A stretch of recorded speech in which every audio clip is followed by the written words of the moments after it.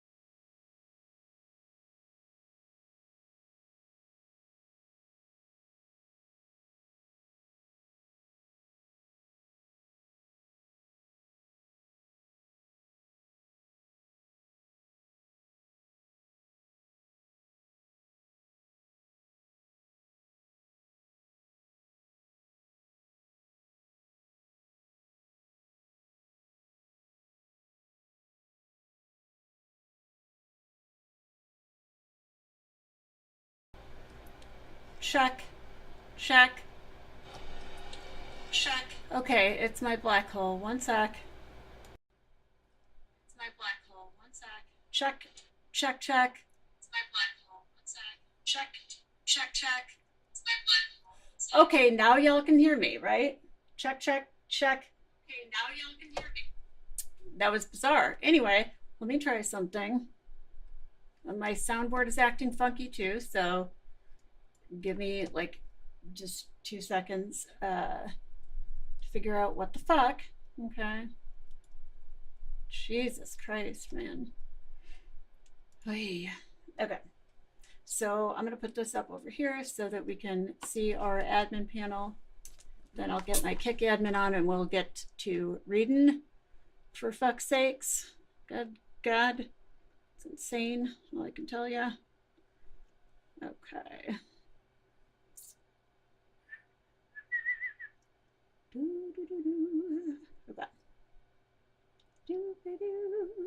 Okay, we're good, I think.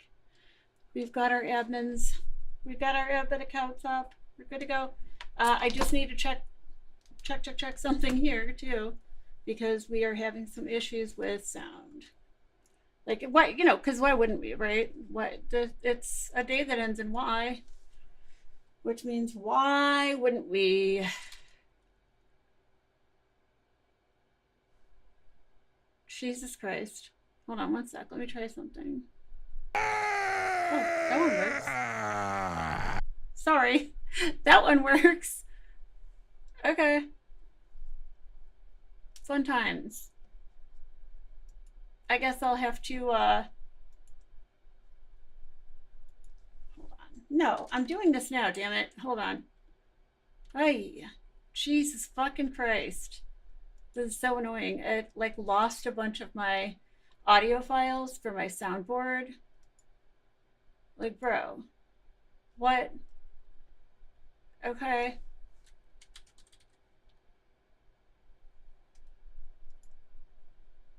Yeah, here we go. We've got him. Okay, we've got him. Well, then what the fuck? Then what the fuck? Okay, that's Smells are racist, and you're racist for smelling people. Okay. Wait, let me see if this works or not. Am I not? Smells are racist, and you're racist for smelling people. Okay. We've got that. And then we've got our Alex Jones No One Cares. And we've got to get that one up there. No one cares. Okay. Oh, here, let's just pick it up from the soundboard itself. Let's pick it up right from the soundboard. Okay. Yeah, no one cares. No one cares. Okay, I see what's happening here. So it converted the file type. No, that it's fine. We're fine. I'm just slightly irritated because what the fuck, you know? Nobody asked for that. That's what I say. Nobody asked for that. Got .xmp and .caf, which is interesting. And then let's just see if we can't change that to a .wav file or a .mp4. Let's see, right? If it works, it works. If it doesn't, it fucking doesn't, okay? I have to turn on audio capture in my headphones here.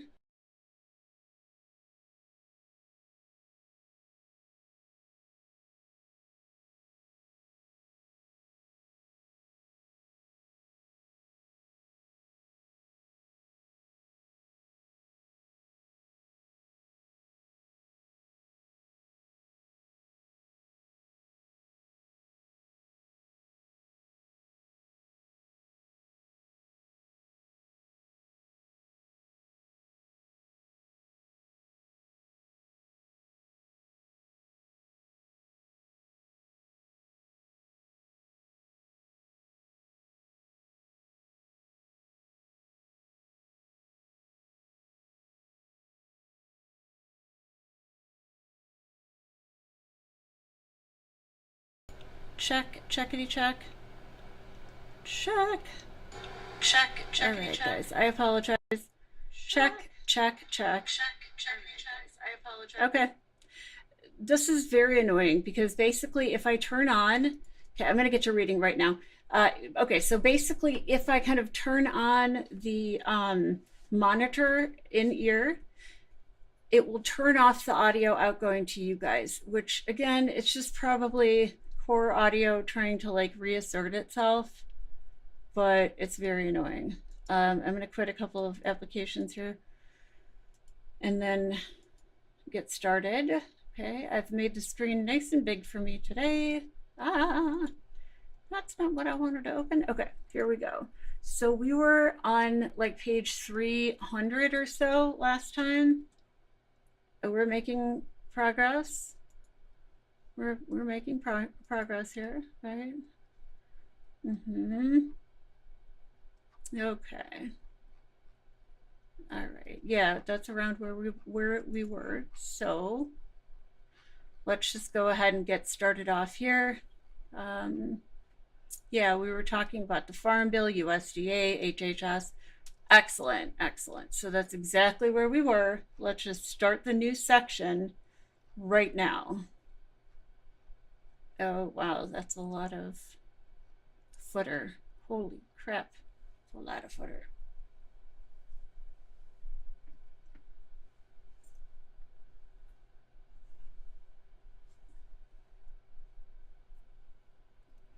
Okay, holy shit, you guys, look at that amount of footer. Holy fuck. Y'all, what the heck? Holy, okay. There's more. Okay. Okay. All right. Okay, I get it. Jesus Christ, you don't got to batter us over the head with it. Now, that being said, a lot of this is just them sourcing themselves and people who agree with them, and, you know, and Donald Trump's own policies from his first term. So now we're at Department of Education. Again, we got into this a little bit last time by Lindsay M. Burke. All right. I'm just going to go really quick, take a little look here. Okay, we've got, there we are. Department of Education. And then we'll just go ahead and just say Lindsay. You know what, Burke? One of the things, I apologize to anyone named Lindsay who watches this because it's not about you, I promise, it's about me. But one of the things that truly troubles me as somebody with ADHD is literally the amount of ways you can spell Lindsay. I have spelled Lindsay wrong so much in my life. It's unreal. It's like Shannon or Catherine. It's like, pick a lane. I need to know how to spell it. No, it's fine. I just feel like it's an invitation to misspell something. And I'm a good speller, but boy, howdy, that fucks me up. So, all right, Lindsay M. Burke. Okay. Mission, right? Start right off with the mission right off the bat. Federal education policy should be limited, and ultimately the federal Department of Education should be limited. When power is exercised, it should empower students and families, not government. In our pluralistic society, really? You think? Anyway, in our pluralistic society, families and students should be free to choose from a diverse set of school options and learning environments that best fit their needs. Where she's going with this is charter schools, private schools, right? Just to keep it a buck. My eyes are really dry, my lips are dry, my hands are dry today. By the way, Chicago has had really bad wildfire smoke, so I hope anybody in the United States who's dealing with smoke today is staying safe, or in Canada for that matter. It's been really bad. I have my breathing issues anyway with my autoimmune illnesses, so really fucking annoying. And I know. No one cares, like Alex Jones says, but for real, you guys, like, it's been a problem. It's been a problem. Ugh. Wait a minute. Now we're having problems with this again. Smells are racist, and you. Well, then what the fuck? What the hell? Sheesh. Okay. Hold on. We're having problems again.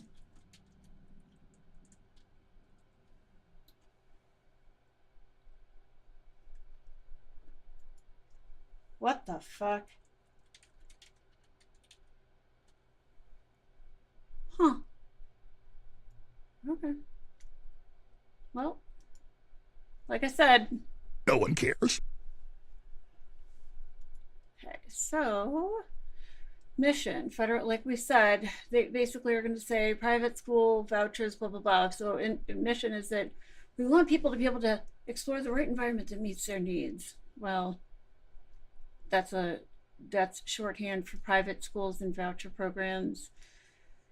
Our post-secondary institutions should also reflect such diversity. So they're talking about college, with room for not only traditional liberal arts colleges.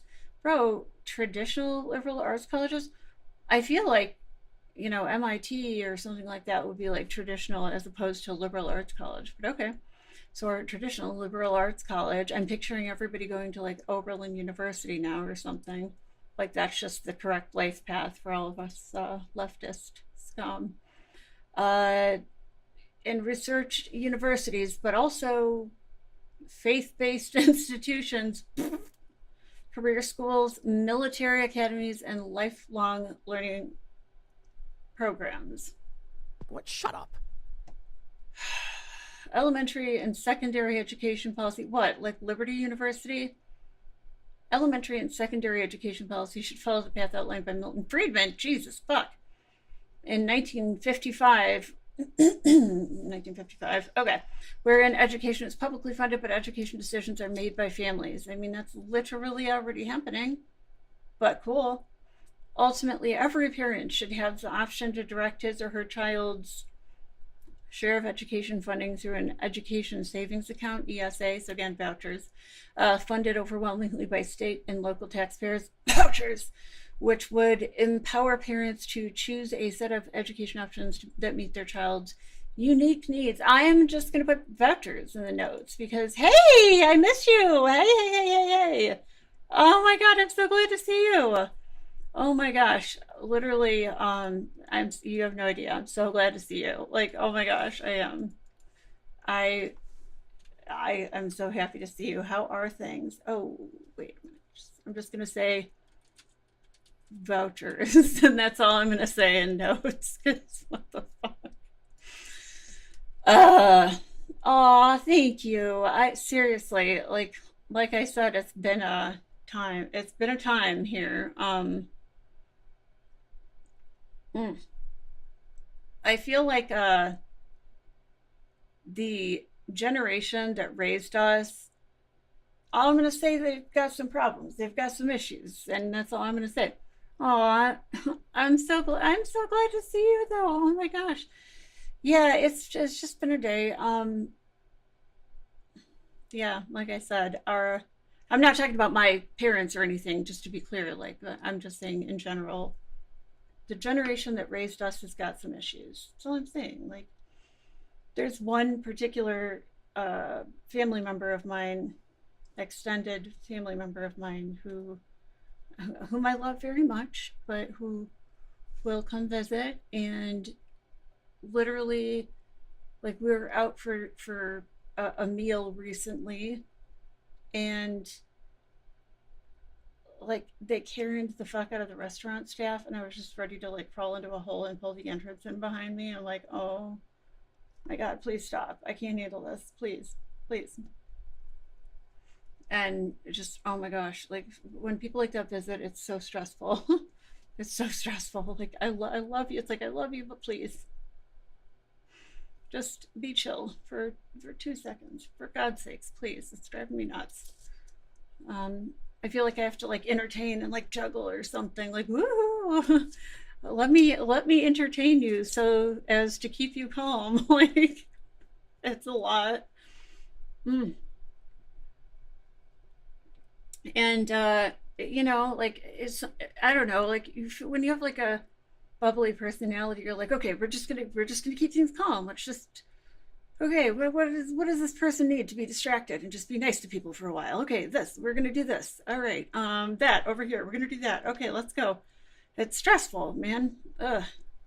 But you want to see the people you love to an extent. So that's all you can say. Oh, somebody help. Yeah. Anyhow, moving on. Yeah, it's interesting that they start out this section here literally with basically we should give parents vouchers for their kids so that they can go to private schools and faith-based schools rather than attend public schools. And we don't want to fund public school because that would be bad. So we got to do things the way Milton Friedman wanted in 1955, which is insane, obviously. And yeah, by the way, I've been keeping an eye on what the happenings in England, and it's like, oh my God, he's doing a crypto pump and dump too. What the fuck?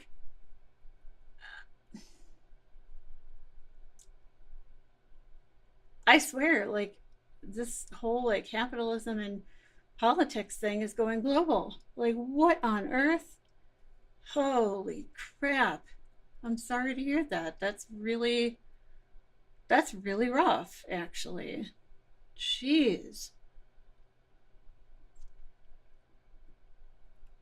And we're back at war. with Iran. As of now, if somebody's watching this later, I don't know what to tell you. We may or may not be back at war with Iran. Then I don't know from a day-to-day basis what the heck is happening.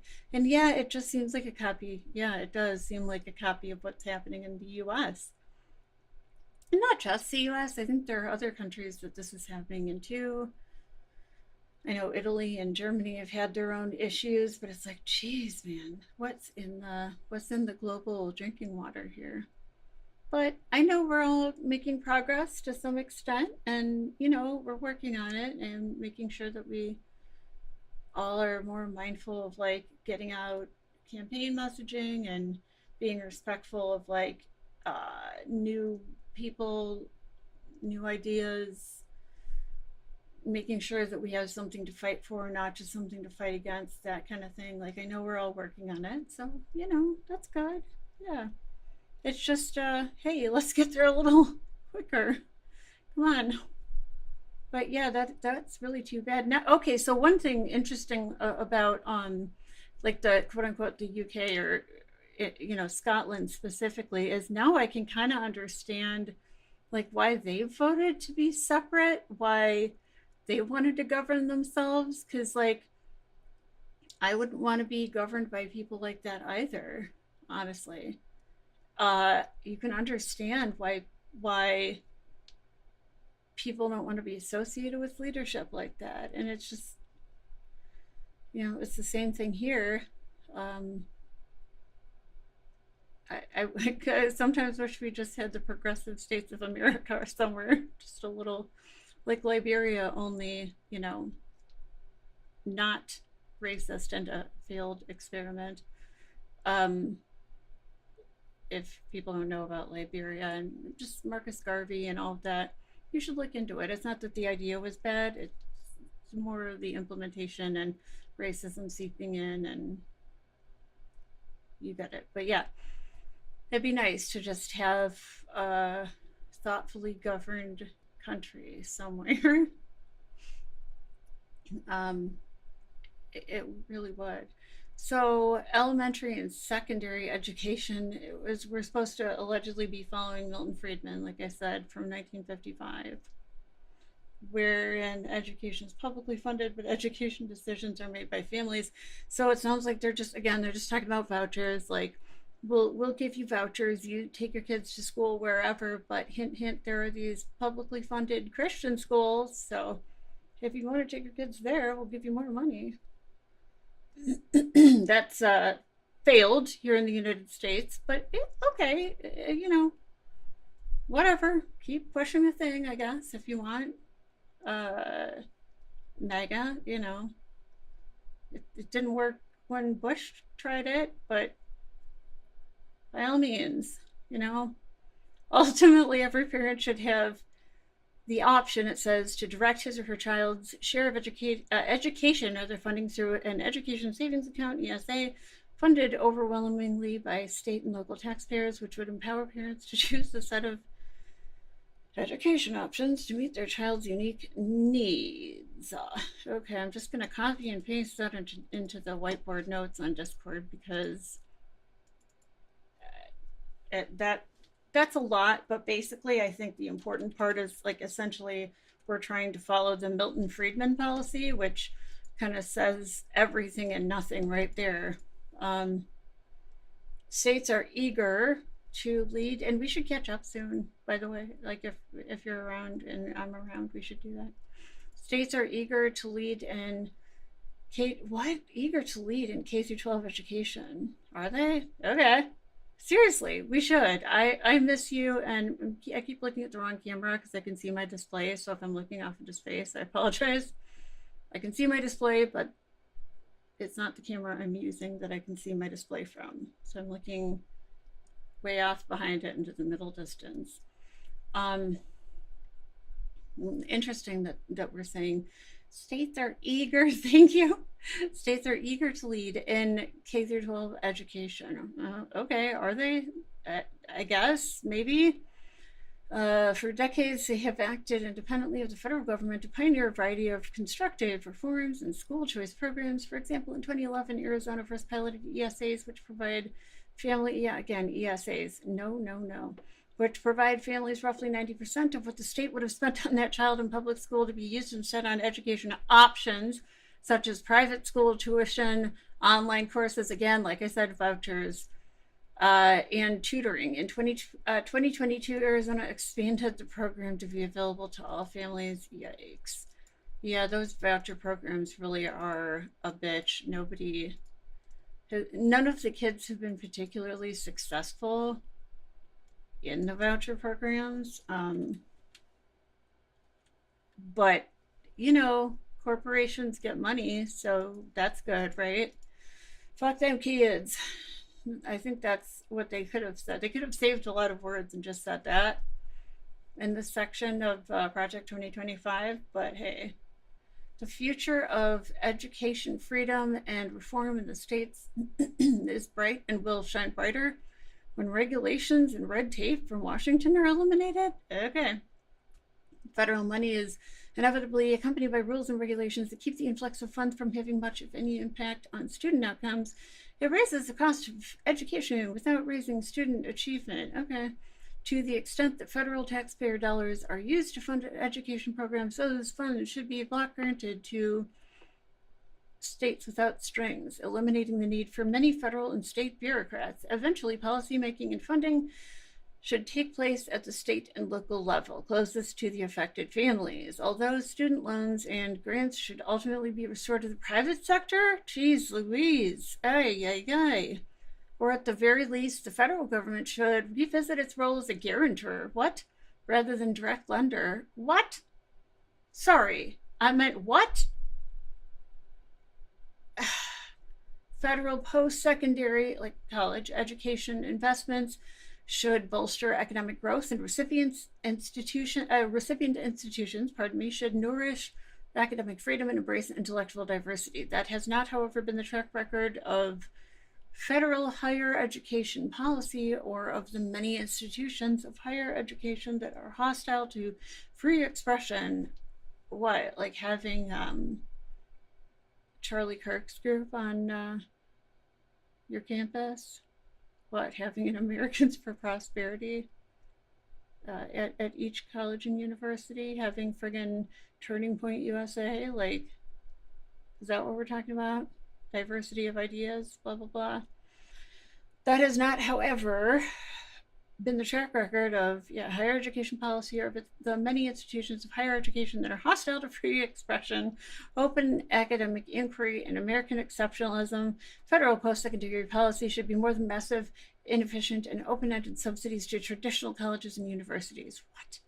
It should be rebalanced to focus far more on bolstering the workforce skills of Americans who have no interest in pursuing a 4-year academic degree. It should reflect a fuller picture of learning that after high school, placing apprenticeship programs of all types and career and technical education on an even playing field with degrees from colleges and universities. Do they not know about trade schools or something? Because what? Rather than continuing to buttress a higher education establishment captured by woke diversicrats and a de facto monopoly enforced by the Federal Accreditation Cartel.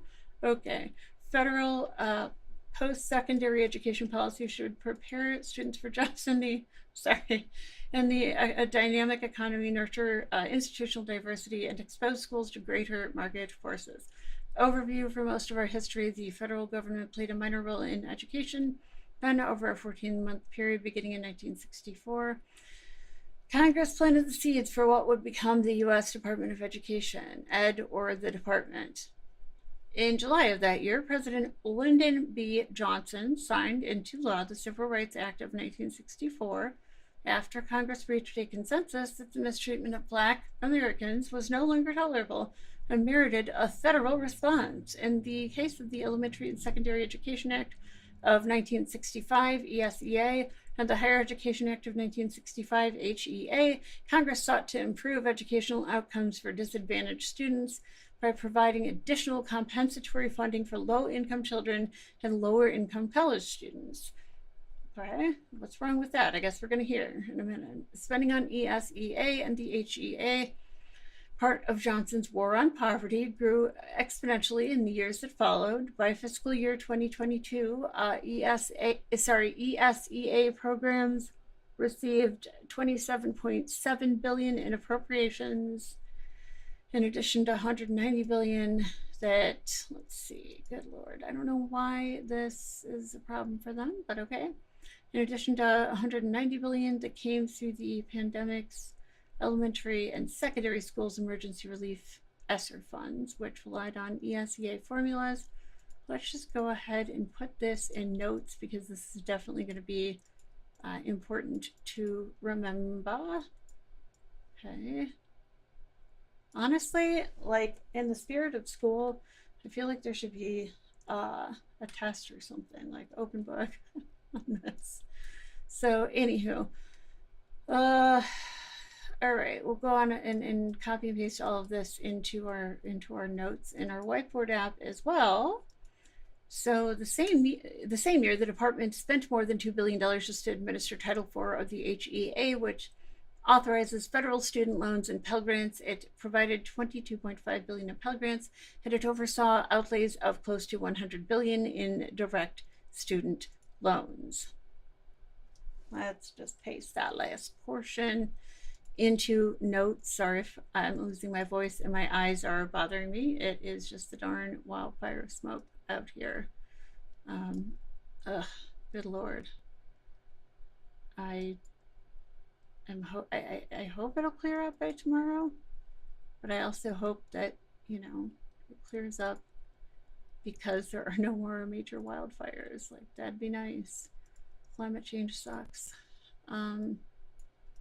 Yeah, I was reading about lives lost already this year and firefighters. Yes, thank you. I love seeing you here.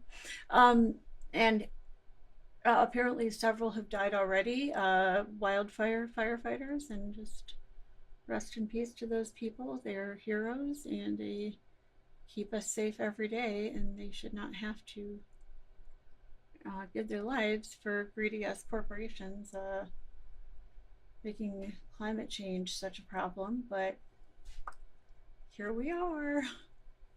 It's really sad. My heart goes out to their families and their loved ones. Actually, while I'm thinking of it, we should look it up again and see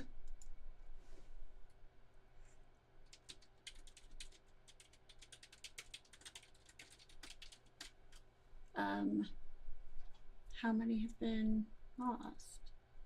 Oh gosh, is the U.S. Fire Administration even keeping track of that data anymore? Or, I don't know, National Interagency Fire Center maybe? Oh my god. This year we've already had, holy crap. Phew. Okay.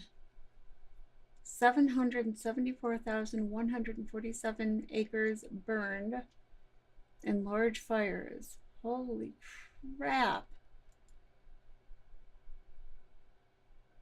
17,482 personnel assigned to wildfires. 3,716,104 acres year-to-date acres burned. Good boy, bless you. 40,058 incidents year-to-date wildfires, 23 new large fires, and 68 incidents total number of large fires being suppressed currently. Jesus, it's pretty awful. That's pretty awful. Ugh. Okay.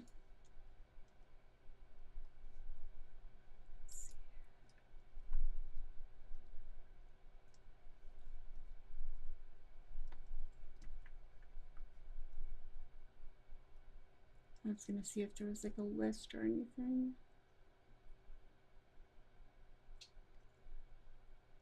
I don't see one right now. Wow. I do see that I'm having a problem with my website though, so one sec. I swear.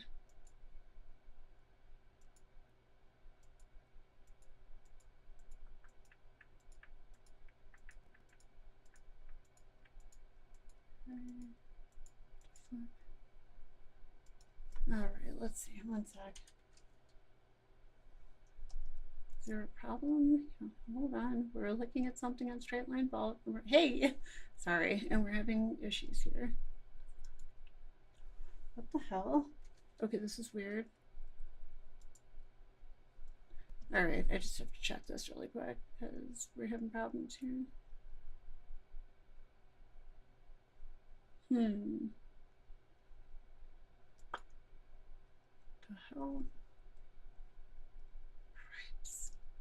Like, of course. This is going to be an issue right now. Jesus Christ, dude.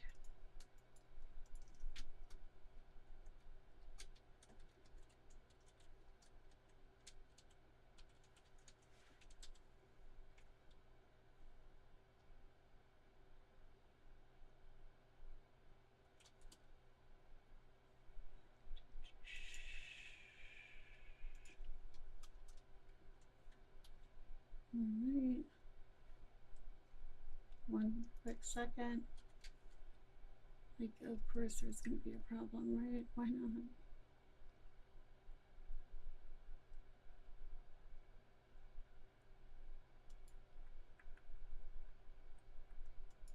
Okay, one sec. I apologize. There's an issue here. God damn it. Alright, seriously, so annoying. I am not that far. I'm on like page 320 or something, and right now I'm looking at my, hold on, fuck. I'm looking at my website. I'm having a problem with it. Like, about halfway, and it's been a while. It's been a real long while. It is a pain in the butt.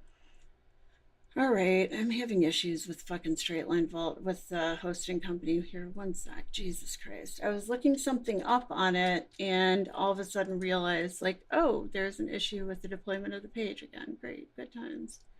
Okay. Thank you. I appreciate it. It's more. Hold on a sec. Wait. Are we good? Like, are we good? Are we good? I don't know.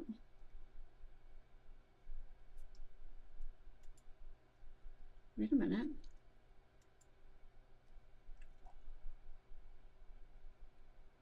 Oh, okay, never mind. Okay. I see. All right, hold on a sec. Just checking something.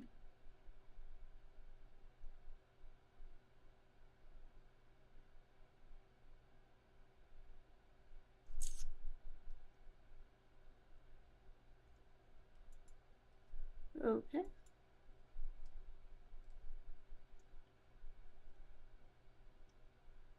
All right. What in the world? Oh, that is so bizarre.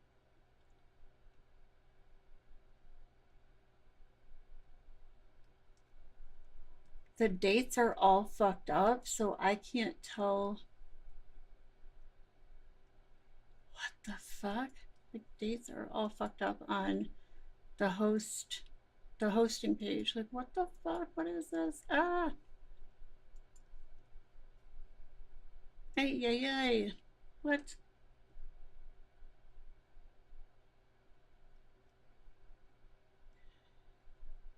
I don't know when this message actually came through, but it is saying that there's going to be downtime, so it might not actually be the website. Thank you, though. Oh my gosh.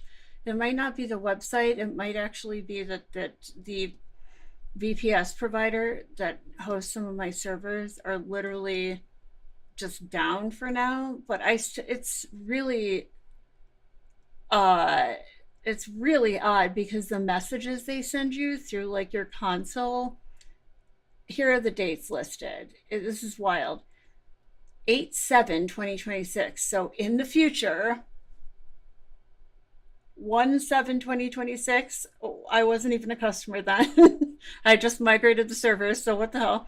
Another 1/7/2026, another 1/7/2026, and then yet another 1/7/2026, which I wasn't even a customer then. So what the hell? This is so bizarre. I probably will just have to clone in at some point and just check that everything is going okay. But it does sound like, phew, like this is just maintenance. Like, good. Okay, we're good. Phew.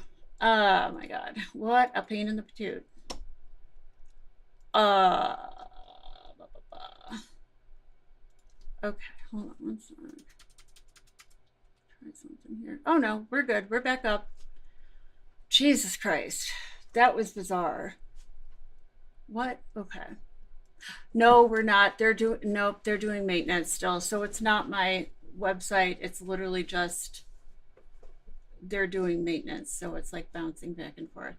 I wish it said though when the maintenance is happening, because it with the messages they're sending and the bad dates on those messages, you literally can't tell when the message was sent.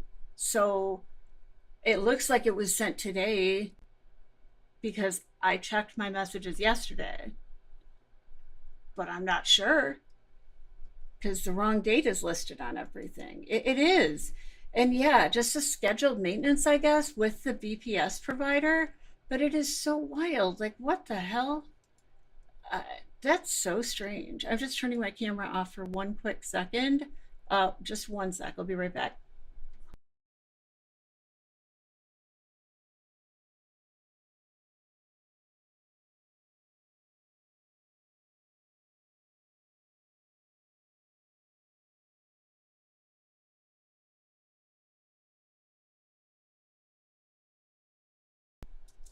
Yeah, really weird. But this cloud provider has been better than the last cloud provider that I used. Basically, like because of all of the expansion in that industry, the company just went like just belly up like overnight, and I was kind of scrambling to like redeploy the website. So yeah, it's been, but at least I got it migrated over successfully. So yay! But yeah, I'm not sure why the dates are off on the listings of like all of the messages that they send about like today we're going to do scheduled maintenance. Great. What day is today? Because I know it's not August 7th. That's next month. What the fuck? It's got to be an internal thing in their systems. Maybe that has to do with some upgrades they're deploying or something. I don't know. But like, okay, you're messaging me from the future. Got it. So, um, I guess anyway. Back to this. The part of the argument here, it looks like, is they want to do away with Pell Grants, which okay. The same year, the department spent more than $2 billion just to administer Title IV of the HEA, which authorizes federal student loans and Pell Grants. It provided $22.5 billion in Pell Grants, and it oversaw outlays of close to $100 billion in direct student loans. Like, why is that bad? That's a good thing. We're getting more people educated. Why is this bad? You know, since 1965, Congress has continued to layer on dozens of new laws. I guess that's a dog whistle about civil rights or something too. That during 1965, all those black people going to college. Like, fuck you guys. So since 1965, Congress has continued to let all of those doggone black people go to college. I went to college. Haha. Fuck you, Congress. Um, Congress has continued to layer on dozens of new laws and programs as federal solutions to myriad education problems. Okay, that seems normal. In 1973, it passed the Rehabilitation Act, and in 1975, the Individuals with Disabilities Act. Yeah, again, seems reasonable to me, not seeing the problem. But okay. Sure. Individuals with Disabilities Education Act idea to address educational neglect of students with disabilities. That's awesome. In 2002, it created the Institute for Education Sciences to consolidate education data collection and fund research. Congress has also enacted a series of Carl D. Perkins Career and Technical Education Acts, including Carl Perkins, including Perkins v in 2018. Okay, and I'm not seeing the problem. Congress could have and once did distribute management of federal education programs outside of a single department, but for those interested in expanding federal funding and influence in education, this unconsolidated approach was less than ideal because a single captive agency would allow them to promote their agenda more effectively across administrations. Eventually, the National Education Association made a deal and backed the right presidential candidate, Jimmy Carter, who successfully lobbied for and delivered the cabinet level agency. Okay. When it was established in 1979, becoming operational in 1980, the agency was supposed to act as a corralling mechanism. Carter signed the Department of Education Organization Act into law in 1979, believing in part that it would reduce administrative costs and improve efficiency by housing most of the federal education programs that had proliferated in the wake of Johnson's war on poverty under one roof. Again, I'm not really sure why any of this is particularly bad, but okay.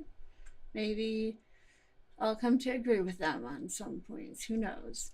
It has had the opposite effect, has it? Like, source, hello? Instead, special interest groups like the National Education Association, that's not a special interest group, you fuckwad, that's a union. American Federation of Teachers, again, it's called a union, look it up, and the Higher Education Lobby have leveraged the agency to continuously expand federal expenditures. Yeah, gosh darn those teachers wanting a livable wage. Fuck them, right? Fuck them kids, fuck them teachers. That's basically what they're saying here. A desirable funding stream from their vantage point because federal budgets are not constrained like state and local budgets, so it must be balanced each year. And frankly, why should they have to be balanced too? Balancing the budget is something that we concentrate a little bit too much on, in my opinion. Anyway, by a fiscal year 2022, the department's discretionary and mandatory appropriation topped $80 billion, not including student loan outlays. Each of its programs has attendant federal strings and red tape. Okay, well, let's just copy and paste that little block into the notes, because what the hell? What the fuck? All right, what the fuck?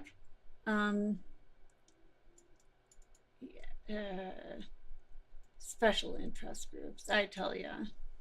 I ask you, how are these unions like? I mean, look, the Heritage Foundation is an actual special interest group, right? The publisher of this series and this particular piece, I guess you would call it. It's not really a book. Maybe it's a handbook. I don't know. Anyway, they're a special interest group. A union is not really a special interest group, in my opinion, at least. Maybe there's some disagreement to be had there that some of you guys will share with me, a different perspective. But in my opinion, that's not what a special interest group is. That is federal work protection. That is not special interest. And even now, teachers, at least nationally, do not have all the federal protections that they need to do their jobs appropriately. And many of them are, depending on the state, not paid particularly well. And of course, it does bear being said that unfortunately nowadays teaching is a dangerous profession where in the United States you could lose your life, unfortunately. It's got to be said. So one recent example, of this red tape, they say, is the Biden administration's requirement that state education agencies and school districts submit equity plans as a condition of receiving COVID recovery ESSER funds in the American Rescue Plan. Yeah, that's not a bad idea. This exercise led to the hiring of numerous new government employees. Yeah, good. As the rules were promulgated, plans were created after collecting public feedback, and those plans were eventually deemed satisfactory. Okay. The next administration, i.e. Donald Trump, i.e. right now, will need a plan to redistribute the various congressionally approved federal education programs across the government, eliminate those that are ineffective or duplicative, and then eliminate the unproductive red tape and rules by entrusting states and districts with flexible, formula-driven block grants. This chapter details that plan. As the next administration, i.e. Donald Trump, i.e. right now, in his second term, executes its work, it should be guided by a few core principles, including advancing education freedom, whatever that means, pardon, empowering families to choose. Let's just go ahead and copy and paste this. Among a diverse set of education options is key to reform and improved outcomes, and it can be achieved without establishing a new federal program, voucher programs. For example, portability of existing federal education spending to fund families directly, or allowing federal tax credits to encourage voluntary contributions to K-12 education savings accounts managed by charitable nonprofits could significantly advance education choice. So what? Instead of like the GI Bill, for instance, we're doing corporations holding on to our money for us, probably for a fee, and then giving us maybe a marginal percentage on whatever they're making, gambling with our educational money, and then allegedly at some point using that money for our very education. Is that what we're talking about? Because that's what it sounds like. Let's just put this into the notes.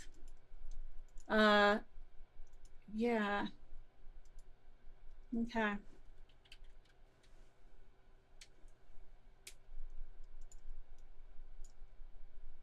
That is so odd. Okay, so wow, that's fucking bizarre. Like, what?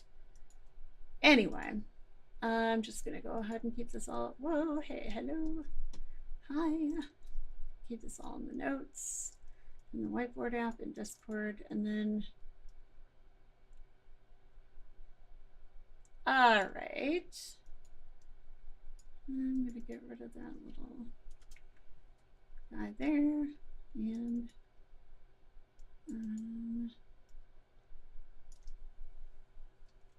okay. There we have this. This is 0.1. We're just going to do a little tilde or something to distinguish between each of the different points.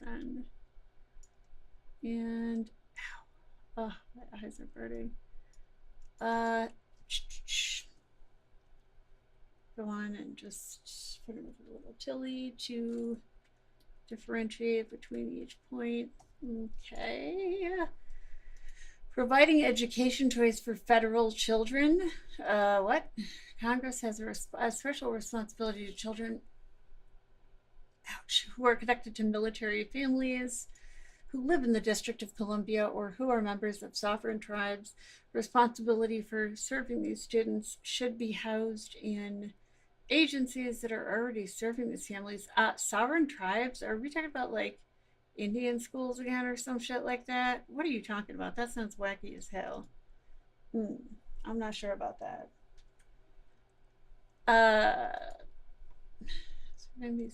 Responsibility for serving these students should be housed in agencies that are already serving these families. What? Restoring state and local control over education funding. As Washington begins to downsize its intervention in education, existing funding should be sent to states as grants over which they have full control, enabling states to put federal funding toward any lawful education purpose under the state law. Okay. That's interesting. putting it in the notes here. Usually when they have bullet points like that, I just throw them right into the notes because at the end of the day, knowing this stuff is kind of important. And then, yeah, let's just go ahead and keep rolling here. Treating taxpayers like investors in federal student aid. Taxpayers should expect their investments in higher education to generate economic productivity. We're already doing that. Like, what?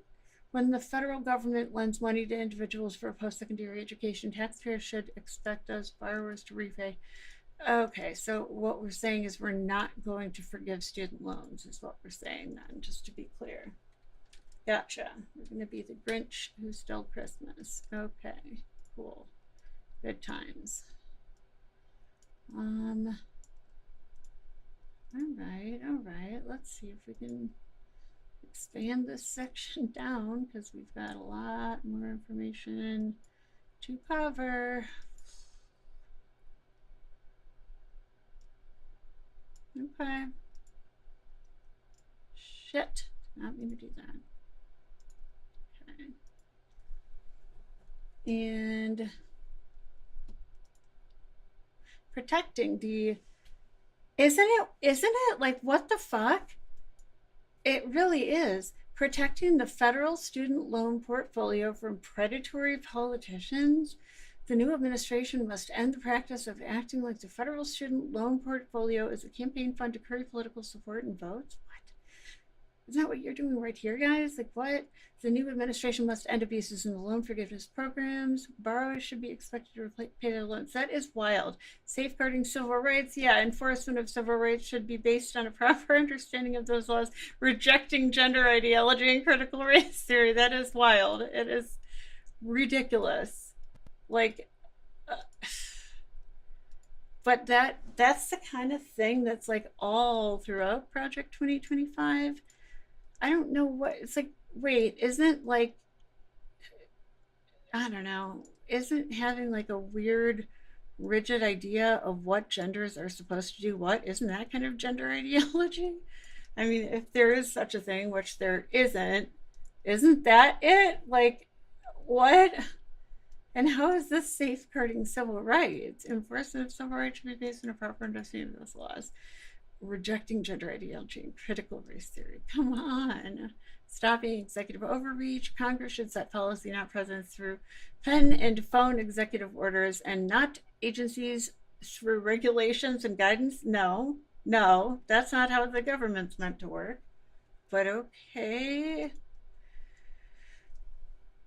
A national emergency declaration should expire absent express congressional authorization within 60 days of the date of the declaration. Interesting. All right, that's interesting, seeing as Trump likes to use state of emergency quite a bit in order to like deploy troops places and do all his bullshit with ICE and all of that. Like, that's an interesting statement based on that. Like, what the fuck? Yeah, it is fucked up. And I don't know, like, I want to give some of these people the benefit of the doubt to some extent. Not necessarily the writers of like Project 2025, just people who believe this stuff that like, hey, maybe they don't really know how sex and gender works. But if they don't, that's kind of a problem. Like, educate yourself. Like, it turns out even sex is partially fluid, not just gender. It's not the like cut and dried thing that everybody assumed it was. It's like, when new information comes in, update your model of the world, you know? Like, I don't know what to say. Why does anyone need to tell you that? If new information comes in, update your model. Bolstered by an ever-growing cabal of special interests to thrive off federal largesse, The infrastructure that supports America's costly federal intervention in education from early childhood through graduate school has entrenched itself. But unlike the public sector bureaucracies, public employee unions, and the higher education lobby, what? Families and students do not need a Department of Education to learn, grow, and improve their lives. What are we talking about? Homeschool here? It is critical that the next administration, i.e., Donald Trump, i.e., right now, tackle this entrenched infrastructure. Oh, it is. Yes, exactly. And it just, like you said, with anything, I mean, you have to educate yourself.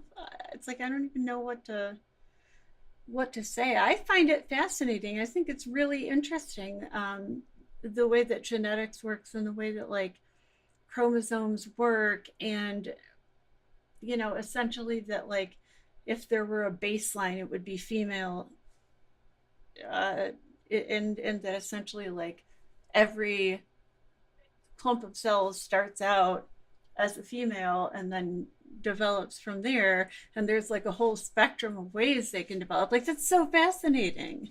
That's just so cool. Who wouldn't want to know that? But okay, I guess. I mean, and then there's gender. Like they're enforcing gender norms themselves. Like you guys are literally enforcing gender norms while telling people not to enforce gender norms. What? That's insane. I I don't get it. Needed reforms. Oh God. Federal intervention in education has failed to promote student achievement. After trillions spent since 1965, again, that magical year of 1965, when us horrible people of color decided to start getting educated, um, you know, alongside white people on the collective programs now housed within the walls of the department, student academic outcomes remain stagnant. On the main National Assessment of Educational Progress, NAEP, National Assessment of Educational Progress, so standardized assessment, reading outcomes on the 2022 administration have remained unchanged over the past 30 years. I'm not sure that that's true, actually. I've looked into that a little bit. I used to teach. I don't think that's accurate. Declines in math performance are even more concerning. Actually, I do know why there are declines in math performance. It's because of the way that we teach math nowadays. It has changed.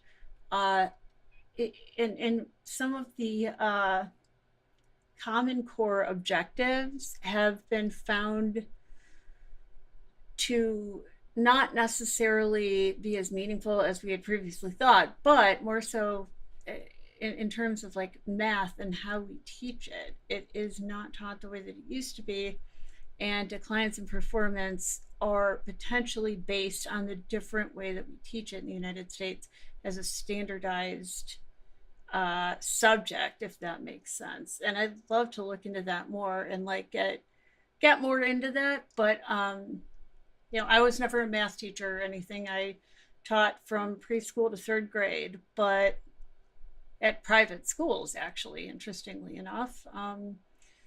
But I have a bunch of family members who are union teachers that are in the NEA who teach, and some of them, like I said, are union leaders, and they're all members. So teaching kind of runs in my family, but like I can't try to keep up with some of this because it's interesting to learn about. So yeah, the Common Core thing, just like the way that they've changed up mathematics, like teaching is a little, it can skew the numbers, we'll just say. So, excuse me, declines in math performance are even more concerning than students' lack of progress in reading outcomes. 4th and 8th grade math scores. Oh, they've stopped teaching phonics too. That's another thing. So anyway, 4th and 8th grade math scores saw the largest decline since the assessments were first administered in 1990. Average 4th grade math scores declined 5 points, and average 8th grade math scores declined 8 points. Just 1/3 of 8th graders nationally are proficient in reading and math. Just 27% of 8th graders were proficient in math in 2022. And just 31% of eighth graders scored proficient in reading in 2022. I'm just going to copy and paste that long paragraph because I think it says a lot about the intent here, just to keep it a buck. Like, I think there's a lot being said about, I don't know, like it's like the quiet parts being said out loud is all I can say. So we're gonna go ahead and just boop boop. Yeah, that's pretty a large amount of text, but we'll get it whittled down here. Oy, okay, just there it goes. Wow, okay. And boom. Okay.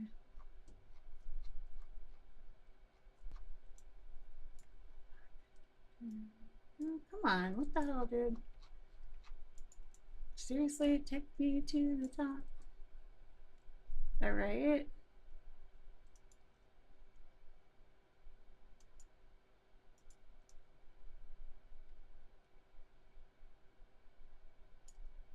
Okay. I'm just going to put this all the way down here because we're like, this is all going to be about education. I can tell that that section of notes is all going to be on education. It's just, there's so much to cover. The NAEP long-term trend assessment shows academic stagnation since the 1970s, with particular stagnation in the reading scores of 13-year-old students. Since 1971, when the assessment was first administered, math scores, though modestly improved, are still lackluster. So now you're saying that math scores are improved. Okay. Pardon me. I'm going to copy that and paste that in too, because what do you mean?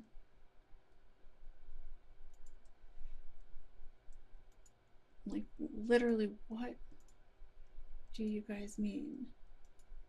Math scores are bad, but math scores are up. Okay. Cool.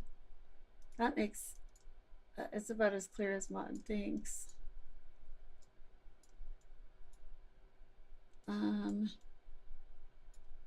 Just copy and paste that. There you have it. They're contradicting themselves. Anyway, additionally, the department has created a shadow department of education, okay, operating in states across the country. Federal mandates, programs, and proclamations have spurred a hiring spree among state education agencies, with more than 48,000 employees currently on staff in state agencies across the country. Those employees are more than 10 times the number of employees, 4,400, at the Federal Department of Education. Yeah, because they're states, you fucker. Jesus Christ. Anyway. Anyway. And their jobs largely entail reporting back to Washington. Yeah. Research conducted by the Heritage Foundation's Jonathan Butcher finds that the federal government funds 41% of the salary costs of state education agencies. And? Jeez, that's how fucking money is handed down. Like, Anywho, that's how money is dispersed through the government. Don't act like y'all don't know. Good grief. Okay, this bloat has persisted for decades. In 1998, a commission led by Representative Pete Hoekstra released a critical report based on extensive fieldwork, interviews, and analysis of the Department of Education. The report, Education at a Crossroads, What Works and What's Wasted in Education Today, detailed the suffocating bureaucratic red tape Carter's agency had wrapped around states, okay? The commission estimated that states completed nearly 50 million hours of paperwork just to get their federal education spending, which at the time they estimated resulted in just 65 to 70 cents of each federal taxpayer dollar making its way to the classroom. Okay, fair enough on that, but the answer isn't cut that funding. It would be like up the funding and make sure that that the educators are able to get that funding, get a hold of it, and use it appropriately. More recent evidence of Washington's bureaucratic paperwork burden can be found. I mean, I'm not in total disagreement there, but anyway, can be found in the growing number of non-teaching staff in public schools across the country, which doubled relative to growth in student enrollment from 1992 to 2015. Okay. The labyrinthian nature of federal education programs, convoluted funding formulas, competitive grant applications, reporting requirements, etc., has likely contributed to the considerable bureaucratic bloat in state and local school districts across the country and is one of the key areas of needed reform, streamlining existing programs and funding so that dollars are sent to states through straightforward per pupil allocations or in the form of grants that states can put toward any lawful education purpose under state law would bring a needed easing of the federal compliance burden. The federal government should confine its involvement in education policy to that of a statistics gathering agency that disseminates information to the states to improve educational opportunities for all Americans. The next administration should work with Congress to pass the Department of Education Americanization Act to reform, eliminate, or move the department's programs and offices to appropriate agencies. My God, that is ridiculous. The following is an overview of what should happen within each of the programs and to each of the programs currently operated by the department. Okay.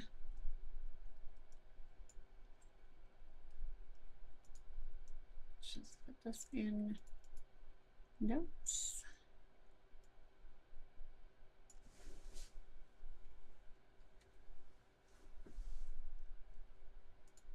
Wow, that is wild. Program and office prioritization within the department. Office of Elementary and Secondary Education, OESE. The OESE is comprised of 36 programs ranging from Title I, Part A of the Elementary and Secondary Education Act and Impact Aid to programs for Native American students in the DC Opportunity Scholarship Program. What are we talking here?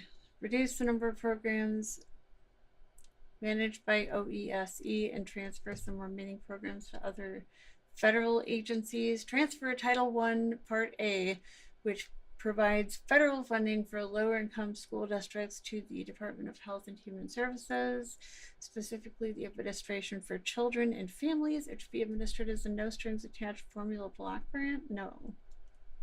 Jeez Louise. I'm going to copy and paste that since that's a fairly fully formed idea here. Okay.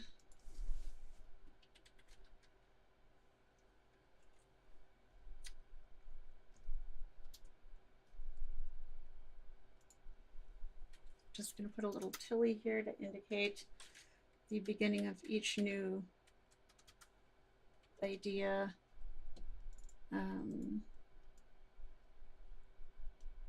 I'll just see what I can copy and paste. I don't know if I can get all that. We'll see. This is a lot. These are a lot of little bullet points. Like, holy cow. Oh my gosh. Jeez. And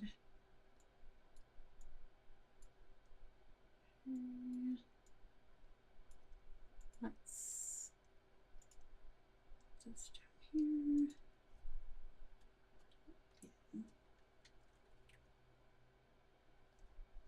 That's wild. That is so much. Oh my gosh.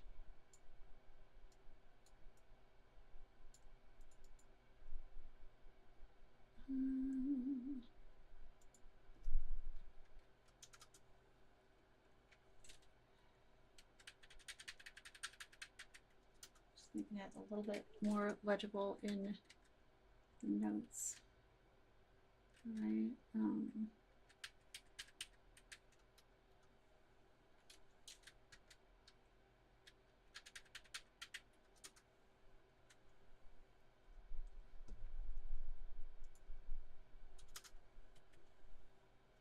go.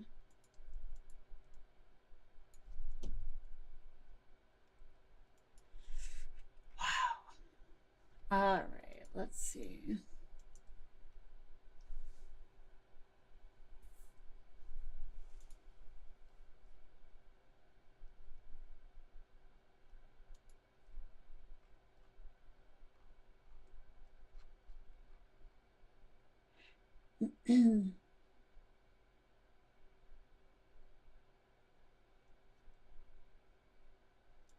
I'm just gonna try to copy and paste some more of this because, again, this is all very specific, like fully fleshed out. Motherfucker, I swear to God. Fully fleshed out planning here. Okay. So,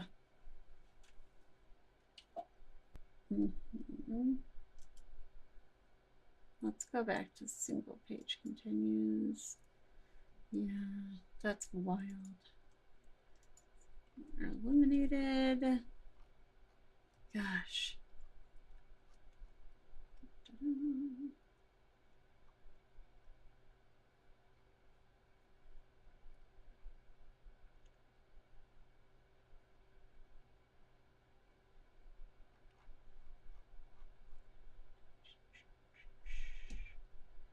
And again, just a lot of this is kind of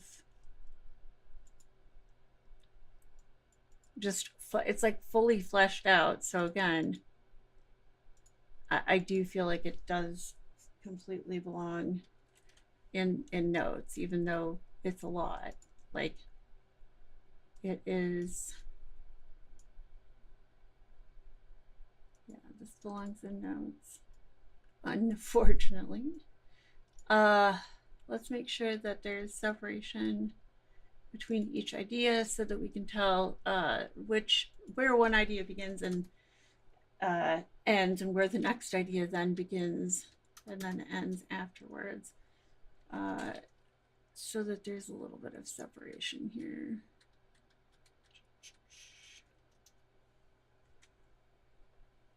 Okay. Damn. All right. I'm going to generate a shared image. And then I'm going to save this file. And just send it to the group chat on Discord. Now I've got to start part 14 here. Project 2025, part 14.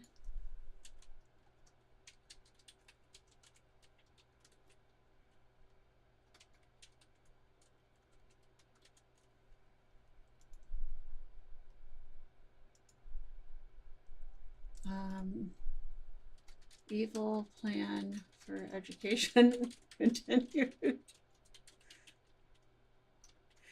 That's what we'll call it, because really that's fucking what it is. You guys. Pardon me. Okay. And let's just make this legible and cute. Okay.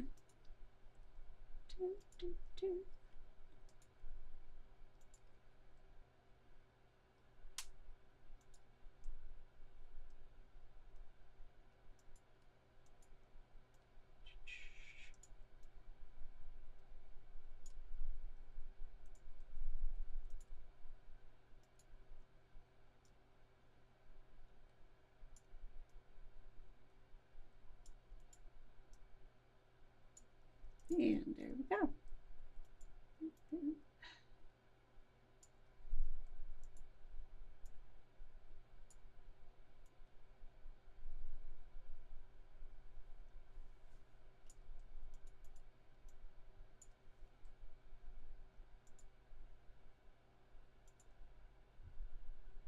Okay.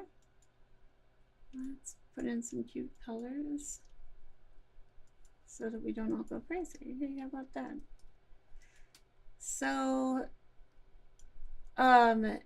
this is all so interesting. Holy crap. We got to go back and read through this. So, again, they're saying Office of Elementary and Secondary Education, OESE, is comprised of 36 programs ranging from Title I Part A of the Elementary and Secondary Education Act and Impact Aid to programs for Native American students at DC Opportunity Scholarship Program.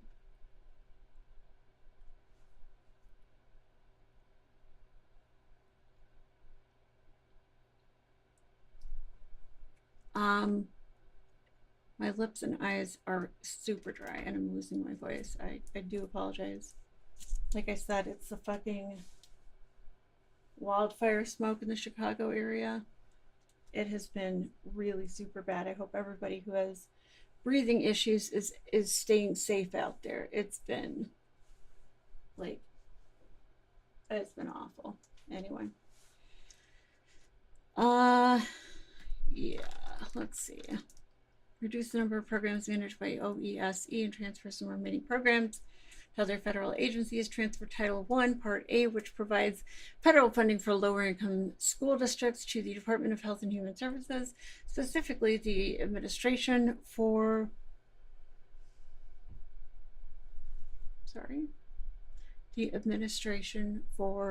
Children and Families. It should be administered as a no strings attached formula block grant.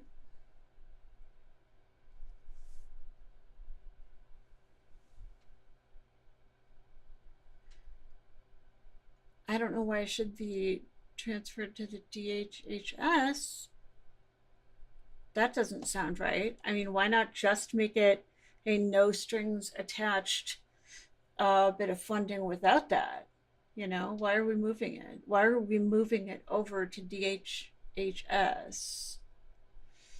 Anyway, it goes on to suggest restoring revenue responsibility for Title I funding to the states over a 10-year period. Yikes. So basically doing away with the funding then. OESE also currently manages the Federal Impact Aid Program, which provides funding to school districts to compensate for reductions in property tax revenue due to the presence of federal property, such as that associated with a military base or tribal lands. Eliminate impact aid not tied to students. Move student-driven impact aid programs to the Department of Defense Education Authority or the Department of Interior's Bureau of Indian Education. Transfer all Indian education programs to the Bureau of Indian Education. The DC Opportunity Scholarship Program, which provides vouchers to low-income children living in the nation's capital, appropriate as DC is under the jurisdiction of Congress. I don't know about that. Should be expanded into a universal program, formula funded, and moved to the Department, again, of Health and Human Services. Notice the pattern here? I do. All other programs at OESE should be block granted or eliminated. Jesus Christ. Office of Career, Technical, and Adult Education. Transfer the Office of Career, Technical, and Adult Education's few programs to the Department of Labor, but move, hi baby, the tribally controlled post-secondary career. Hey, sorry. Oh goodness, I've got a little baby here. I've got a little tiny baby. Yeah, it's like do away with all of this. Do away with all of this. Move this program over here. Defund this program over there. And then also some wacky shit about like Native American people. Like, okay. Are you coming up? Are you coming up? Hi, darling. Hi, Anna. Are you coming up, my love? Okay, it's up to you, my baby. I'm just holding this still for you. Come on up, darling. Take your time. I know. Come on up, honey. Come here.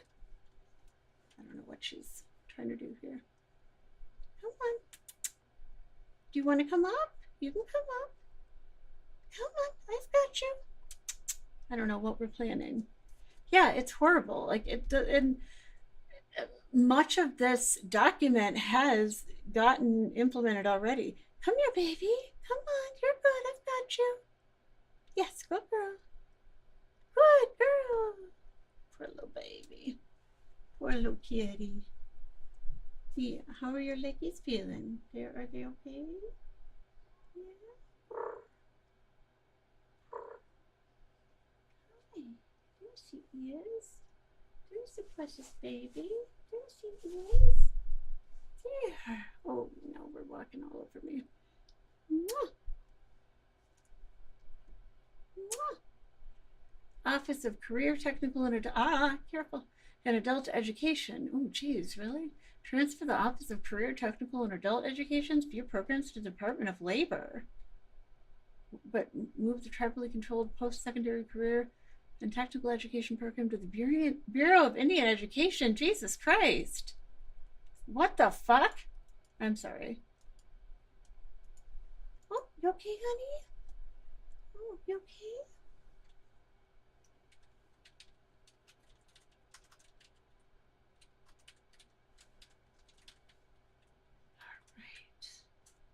Jeez. Okay, baby. Thank you. All right. I don't want to be walked all over. Little kitty. Little darling. I love you, kitty boo boo. I love you, honey. You're a good girl. Wow. Office of Special. It's awful. It is. And no, I agree. It's not surprising. Office of Special Education and Rehabilitative Services, OSERS. The Office of Special Education and Rehabilitative Services houses nearly 24 programs ranging from funding for the Individuals with Disabilities Education Act, IDEA, and the National Technical Institute for the Deaf to Special Olympics funding and the American Printing House for the Blind. Most IDEA funding should be converted into a no strings attached formula block grant targeted at students with disabilities and distributed directly to local education agencies by Health and Human Services Administration for Community Living. That's gross. Wow. That's wow. Okay. I'm just throwing that in notes because it should be there. It should be there. Hi, baby kitty.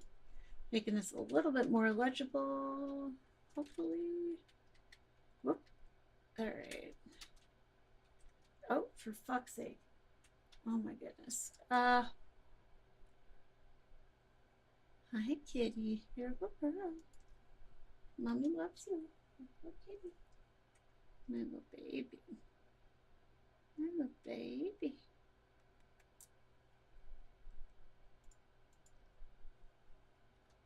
Okay, you're being very good, honey. Very good girl. Okay. Wow. Transfer the vocational rehabilitation grants for Native American students to the Bureau of Indian Education. Fuck. Phase out earmarks for a variety of special institutions as originally envisioned. To the extent that OSERS supports federal efforts to enforce our laws against discrimination of individuals with disabilities, those assets should be moved to the Department of Justice along with the Office for Civil Rights. Office for Post-Secondary Education, LPE. The next administration should work with Congress. I'll get you in a minute, Papa. To eliminate or move OPE programs to ETA at the Department of Labor. Oh boy, I'll get you in just a sec, my Bubba. Jesus Christ. Talk about an evil plan. It's like, put it over here before we get rid of it entirely. Just put it over there. People will forget about it and then we'll, call it ineffective in a year or so and get rid of it entirely. But, that's kind of been the way the Heritage Foundation has always operated, at least in my experience, to my understanding. That has been the way that they have always operated. Fun times. Okay, I'm just going to go ahead and... Okay.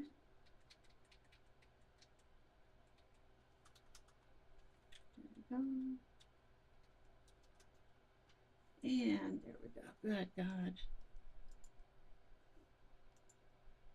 Tribally controlled colleges. Fuck you. Okay. Jesus. Hi, baby. You're a good girl. What in the...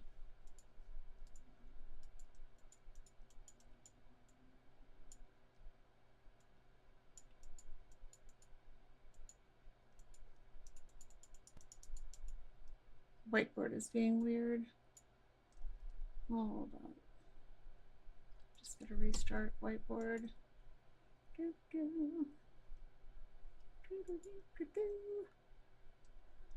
we go.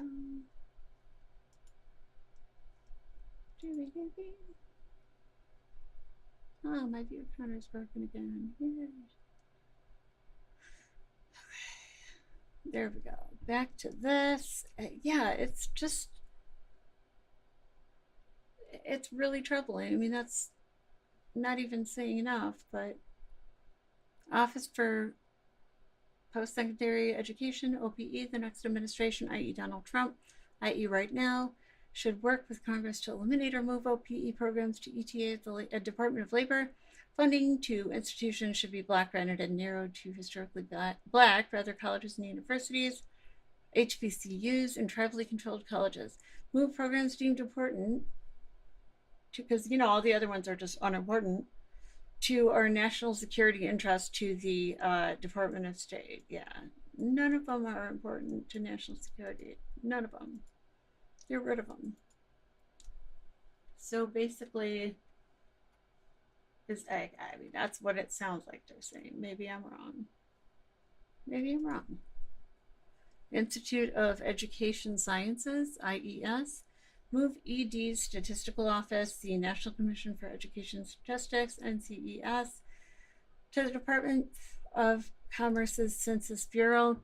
If Congress believes the federal government can play a valuable research role, those research centers can be moved to the National Science Foundation. If Congress decides to maintain IES as an independent agency, it needs to address major governance and management issues that keep it from being a productive contributor to the knowledge base related to teaching and learning. Okay.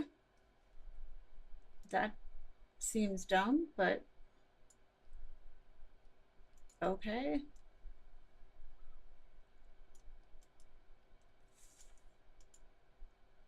Office of Federal Student Aid, FSA, the next administration should completely reverse the student loan federalization of 2010 and work with Congress to spin off FSA and its student loan obligations to a new government corporation. Jesus. With professional governance and management. With a statutory charge that it preserve the federal student loan portfolio for the benefit of the taxpayers and students. This new entity would be one, professionally governed by an agency head and board of trustees appointed by the president. Jesus Christ. That's insane. Oh, God.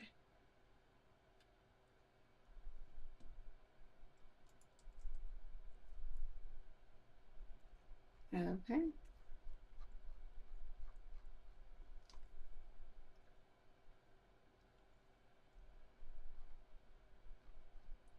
With the advice and consent of the Senate, 2, funded with annual appropriations from Congress, and 3, operated by professional managers.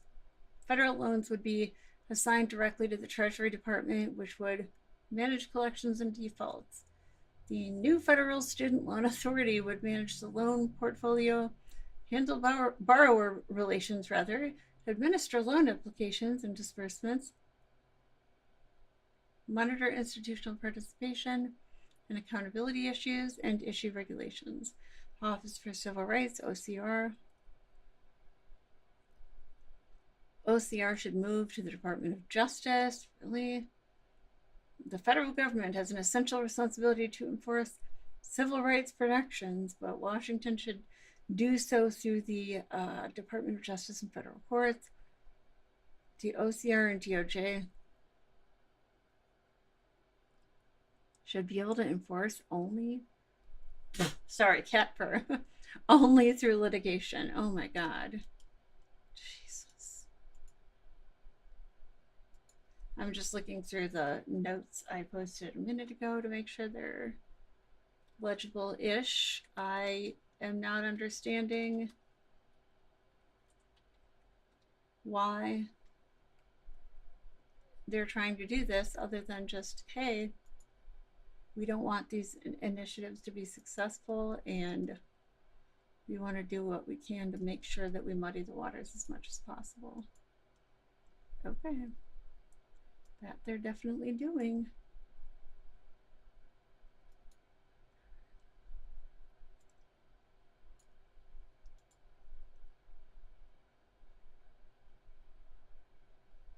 Let's see here.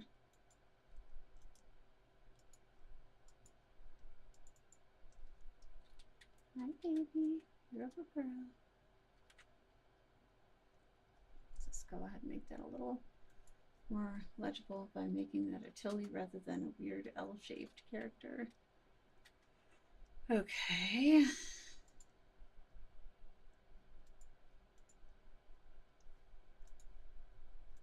Okay, additional bureaus and offices. Can't wait to hear this. Night. Thank you so much for being here. It was so nice to see you. Appreciate you.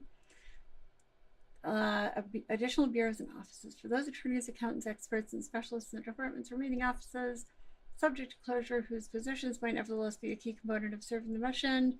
Positions might include the Office of the Secretary, Deputy Secretary, Office of the Undersecretary, Office of the General Counsel, Office of the Inspector General, Office of Finance and Operations, Office of the Chief Information Officer, Office of Communications and Outreach, and Office of Legislative and Congressional Affairs, with opportunity to join other agencies based on their expertise and the needs of other agencies should be made available. For example, OGC, higher education lawyers would join the newly independent Federal Student Aid Office, or the Department of Labor, and OGC, civil rights attorneys, would join DOJ. These positions must first be determined to serve a continued mission need prior to being transferred. These positions must first mission need prior to being transferred. I get you. Okay. Attorneys. Oh man, the air quality alert's been extended here. Attorneys, accountants, experts, and specialists in the department's remaining offices subject to closure and whose positions are indispensable to serving the mission should have the opportunity to join other agencies. Current laws relating to the Department of Education that require repeal.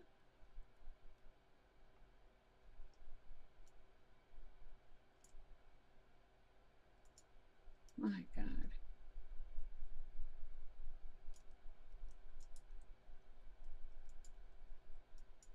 In order to fully wind down the Department of Education, you guys, the Department of Education, Congress must pass and the President must sign into law a Department of Education Reorganization Act, or Liquidating Authority Act, to direct the executive branch on how to develop the agency as a standalone cabinet-level department.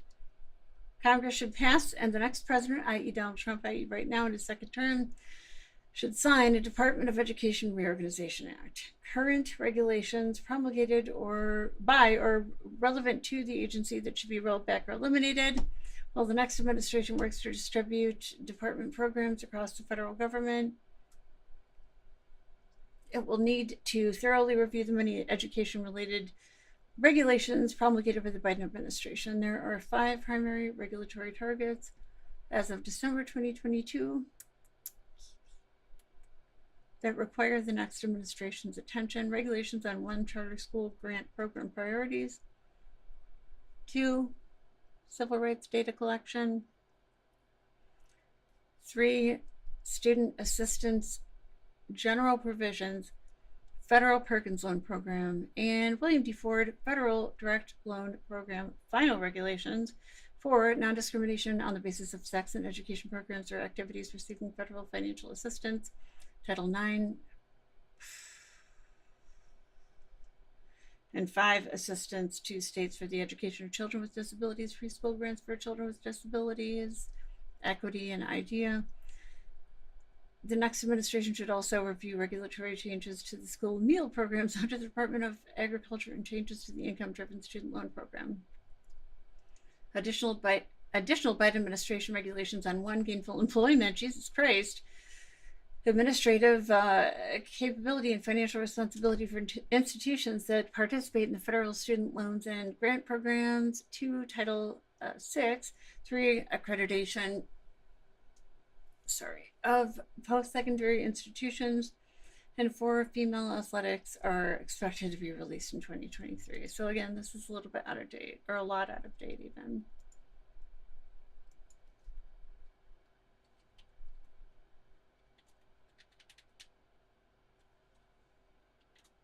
Just gonna go ahead and post that into the notes app, into the whiteboard app. Okay.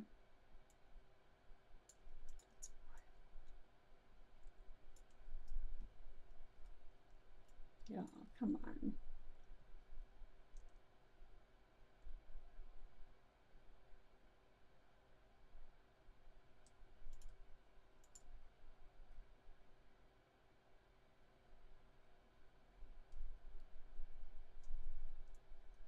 I hate to just copy everything, but this section is very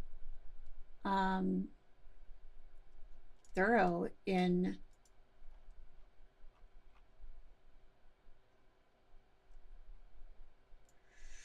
its layout of like what it wants to happen, basically.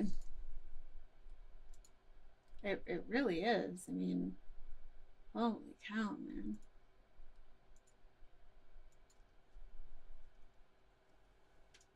Hi, big kitten, I love you.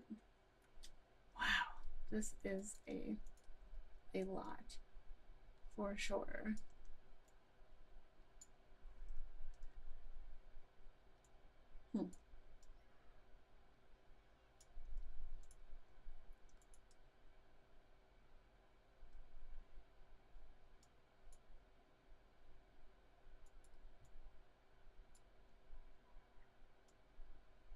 Just move that like up here a little bit. Change the shape up, move it down so we've got more space. And there we go. My goodness, that is wild.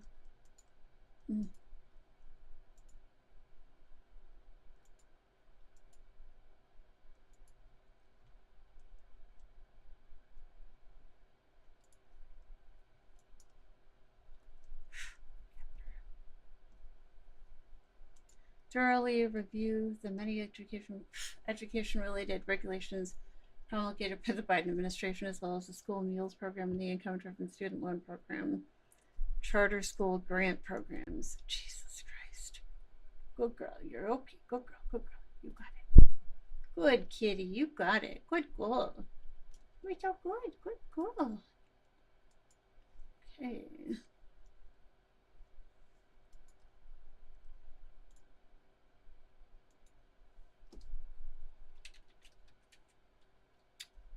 So ugly. So gross.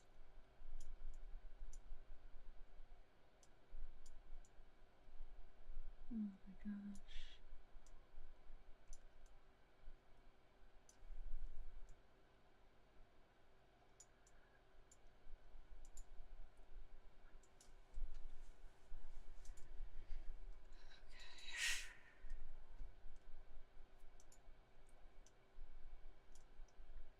There is cat fur all over me right now.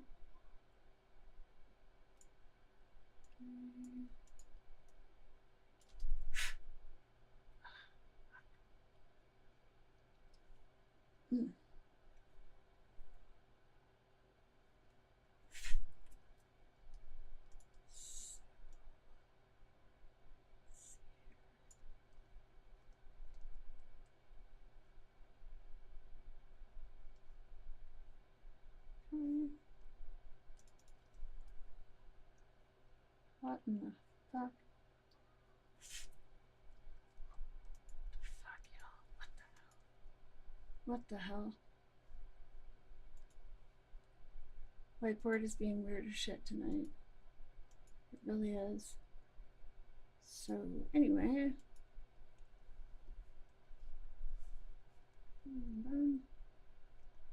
Oy. Toby, you're okay. You're a good boy. I love you.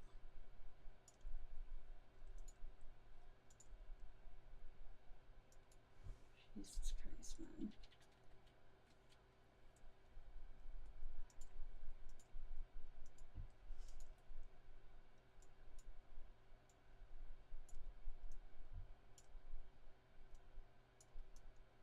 That was annoying. Anyhow.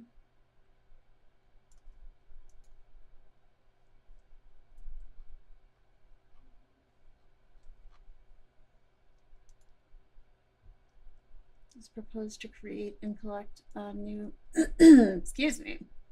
We'll read through this in just a sec. I just want to get this copied and pasted into notes, right? So that we can kind of just go from there. Just go right on, move on, go from there.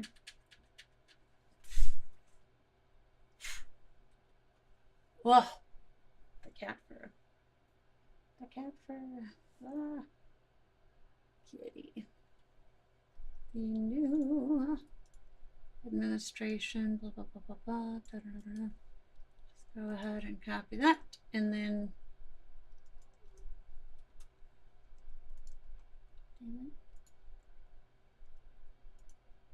paste that. Oops, sorry. Hi, kitty. Hi, buddy. What you doing? What you guys doing? You're so precious. Please don't climb on my tootsies to get up here, okay? Thank you, buddy. Got an adorable kitty here. I got two adorable kitties here. You guys are good. Finny, you can come up. Just jump up. You're a good boy, honey. I love you. You're a good boy. You're a good kitty. I love you, buddy. You're mommy's favorite kitty boy. Yes, you are. Come up. Come on up. Finny. Jump up. Come on up, buddy. I love you. You're okay. Come on. Just come up here. Come right up here. Just jump up. Hey, come on up, baby. Come on up. You're okay. I got you. Come on. Here. Good boy. Come on up. Gotta hold this still so that the handsome kitty can come up. Hi, buddy. Hi. Hi, Finny. Hi, baby. Hi. Hi, sweetie. What you doing? Oh, you're so handsome. Yes, you are. You're so good. You're mommy's baby. And Anna's mommy's little baby, too. And Toby's mommy's little baby, 3. Okay, I gotta give the guys some attention here. One sec. My little babies. Yeah, they're so good. All the kitties and puppies. All those kitties and puppies. Yeah. Look at you. There you go. I know, baby. I love you. Hi. Are you coming right up here? Okay. That's okay. But I just want some room to type. Is that okay? No? Okay. Oh my god, the cat fur, you guys. Alright. Okay. There you are. I need to type, but okay. We'll just see. We'll see. We'll see how things go. It's fine. Okay. Like I said, I'll get through reading all of this shortly. I just want to get it all in here because, like, as I said, there are, sorry, buddy, there are parts of this document that are dense, but also like very descriptive in terms of like very specific things that they want to do. And the way that they describe their own plans are certainly better than what I could write down in notes in some areas here, right? Just to be clear.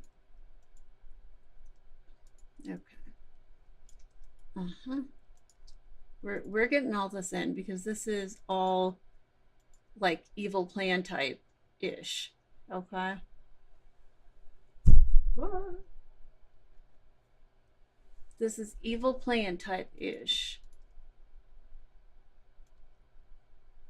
Throw that right there. Okay. Throw that right there.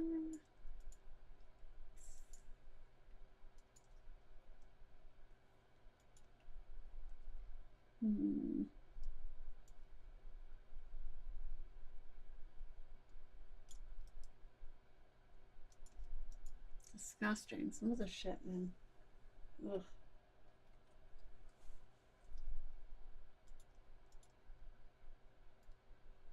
As you can tell, they have a major hard on for Title IX here. They were not fans. They are not a fan of Title IX. I mean, talk about things that it's really not helpful to be worried about or trying to get rid of. Like, stupid. My God, people of different genders exist. Shocking news. Ah. So,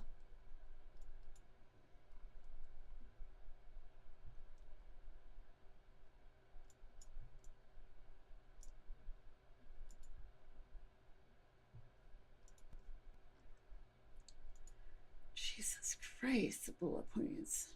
There are so fucking many of these. Shit. No. Ugh. Okay. Back up here is about where we were at in terms of reading it. Alrighty. Okay.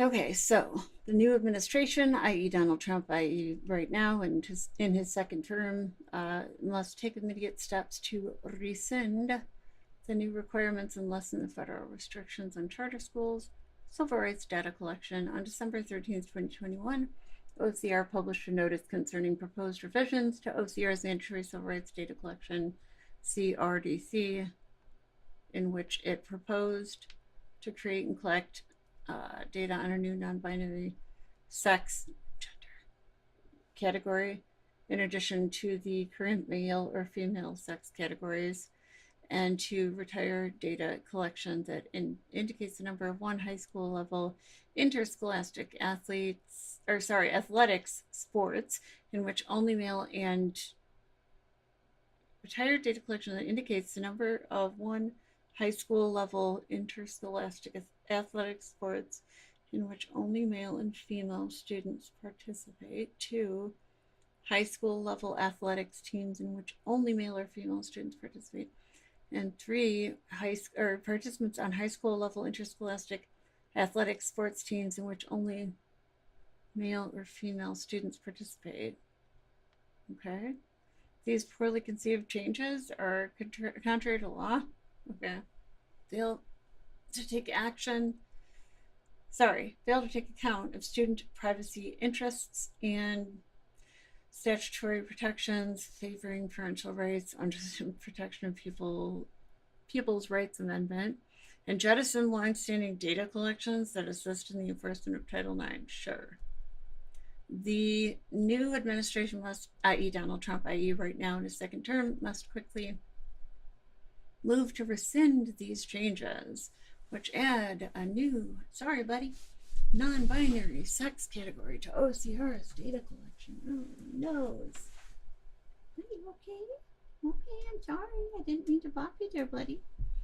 The add a new non-binary sex category to OCR's data collection and issue a new CRDC that will collect data directly relevant to OCR's statutory enforcement authority.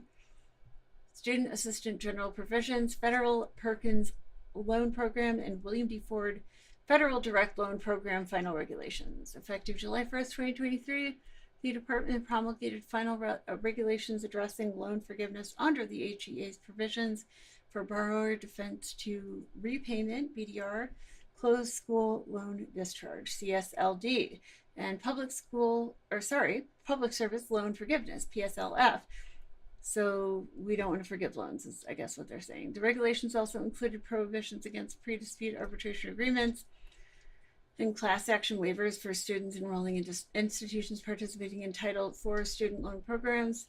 Acting outside of statutory authority, the current administration has drastically extended VDR, CSLD, and PSLF loan forgiveness without clear congressional authorization at a tremendous cost to the taxpayers. No, with estimates ranging from 85.1 to 120 billion.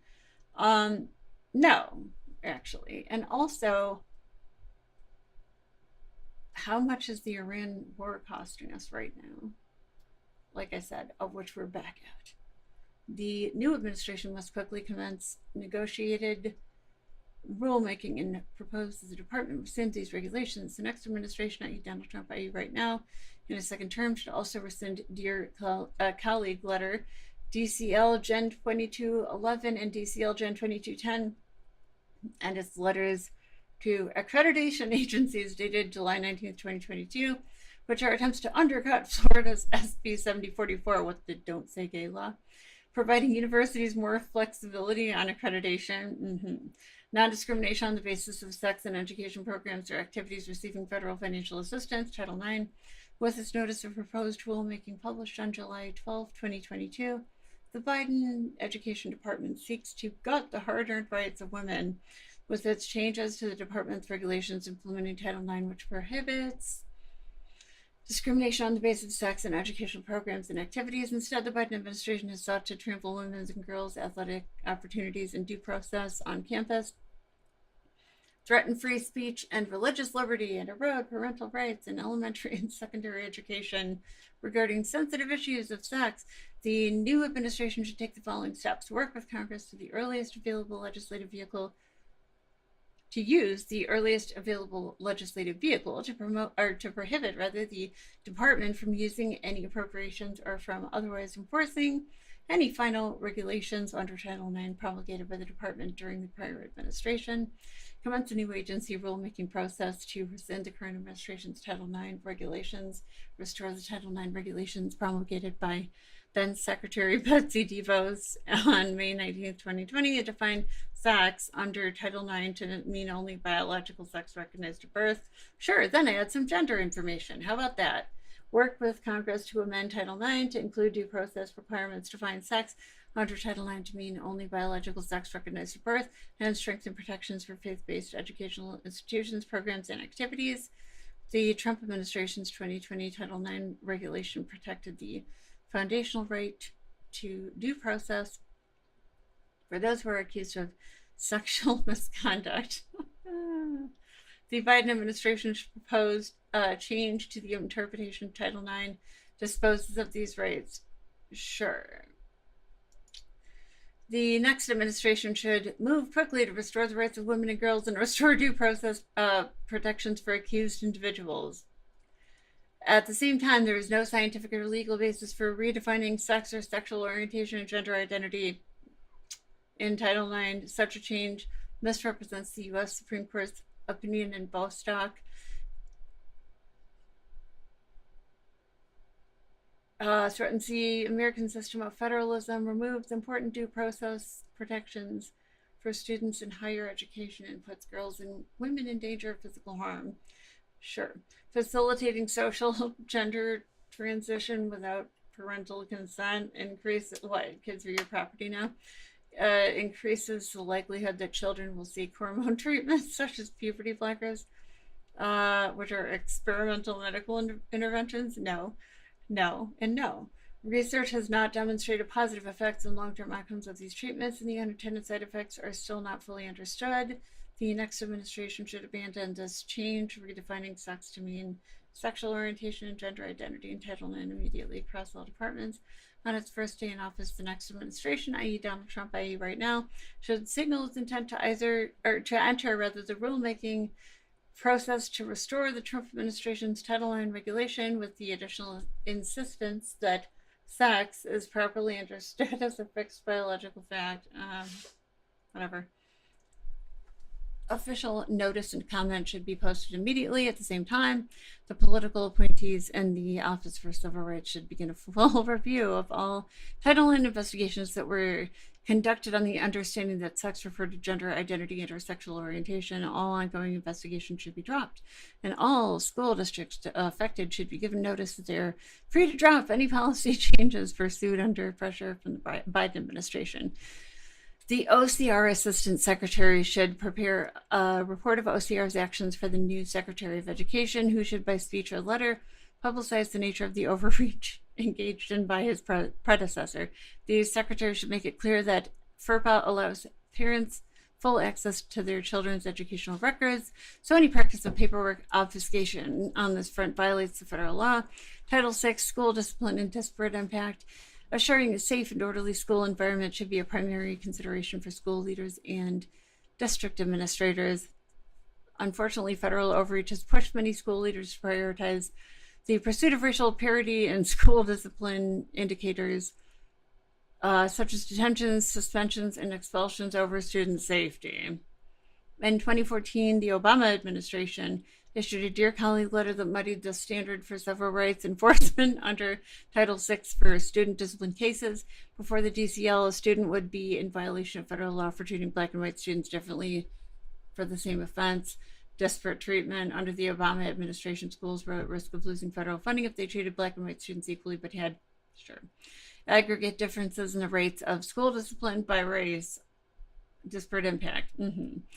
OCR leveraged federal, wow, that is so ridiculous. Federal civil rights investigations as policy enforcement tools. These investigations could only end when school districts agreed to adopt lenient discipline policies, commonly known as restorative justice. Academic studies, as well as student and teacher surveys, suggest that academics and school climate have been harmed substantially by this push. The Trump administration rescinded the Obama administration's guidance on school discipline and corrected the Obama administration's overreach in Title VI enforcement. The next administration should continue the policy of the Trump administration in this area, i.e., Donald Trump right now. That's the next administration they're referring to. In this area, and direct the department to conduct a comprehensive review of all Title IX cases to ascertain to what extent these cases include allegations of disparate impact. OCR should also review all resolution agreements with school districts to conform with this policy. As part of this effort, the new administration should also, Donald Trump right now, direct the department and DOJ jointly to issue enforcement guidance stating that the agencies will no longer investigate Title VI, cases that exclusively rest on allegations of disparate impact. To the extent that the Biden administration publishes guidance to promulgates a regulation on this topic, the next administration should rescind the guidance and commence rulemaking to rescind the regulation. To the extent that the Biden administration publishes guidance or promulgates a regulation on this topic, the next administration should rescind the guidance and commence rulemaking to rescind the regulation. So Trump should make sure nobody speaks out about this. Got it. Getting the federal government out of the business of dictating school discipline policy is a good start. But if the next conservative Department of Education, i.e. the one that's happening right now, simply rescinds the Biden-era regulation, it could very easily be enforced again on day one through a Dear Colleague letter by another leftist administration. In addition to rescinding the policy and any related guidance, the next secretary should work with the next attorney general on a regulation that will clarify current regulations to state that Title VI of the Civil Rights Act does not include a disparate impact standard. As law professor Gail Heriot has noted, the alleged existence of disparate impact standard under Title VI makes everything presumed illegal unless given special dispensation by the federal government. Sure, buddy.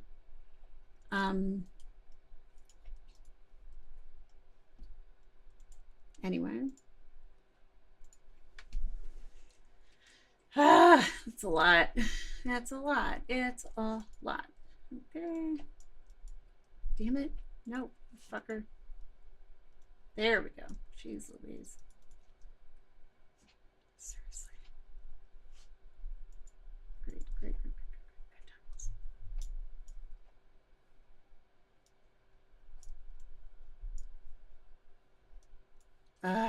Dang it.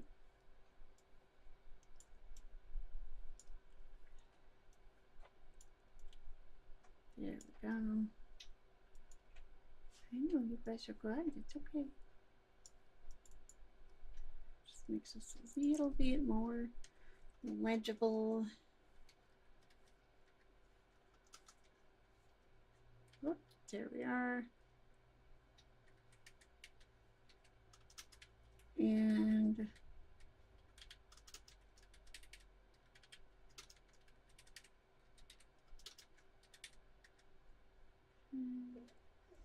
I hear ya. I love you. I'll get you in just a minute, Papa.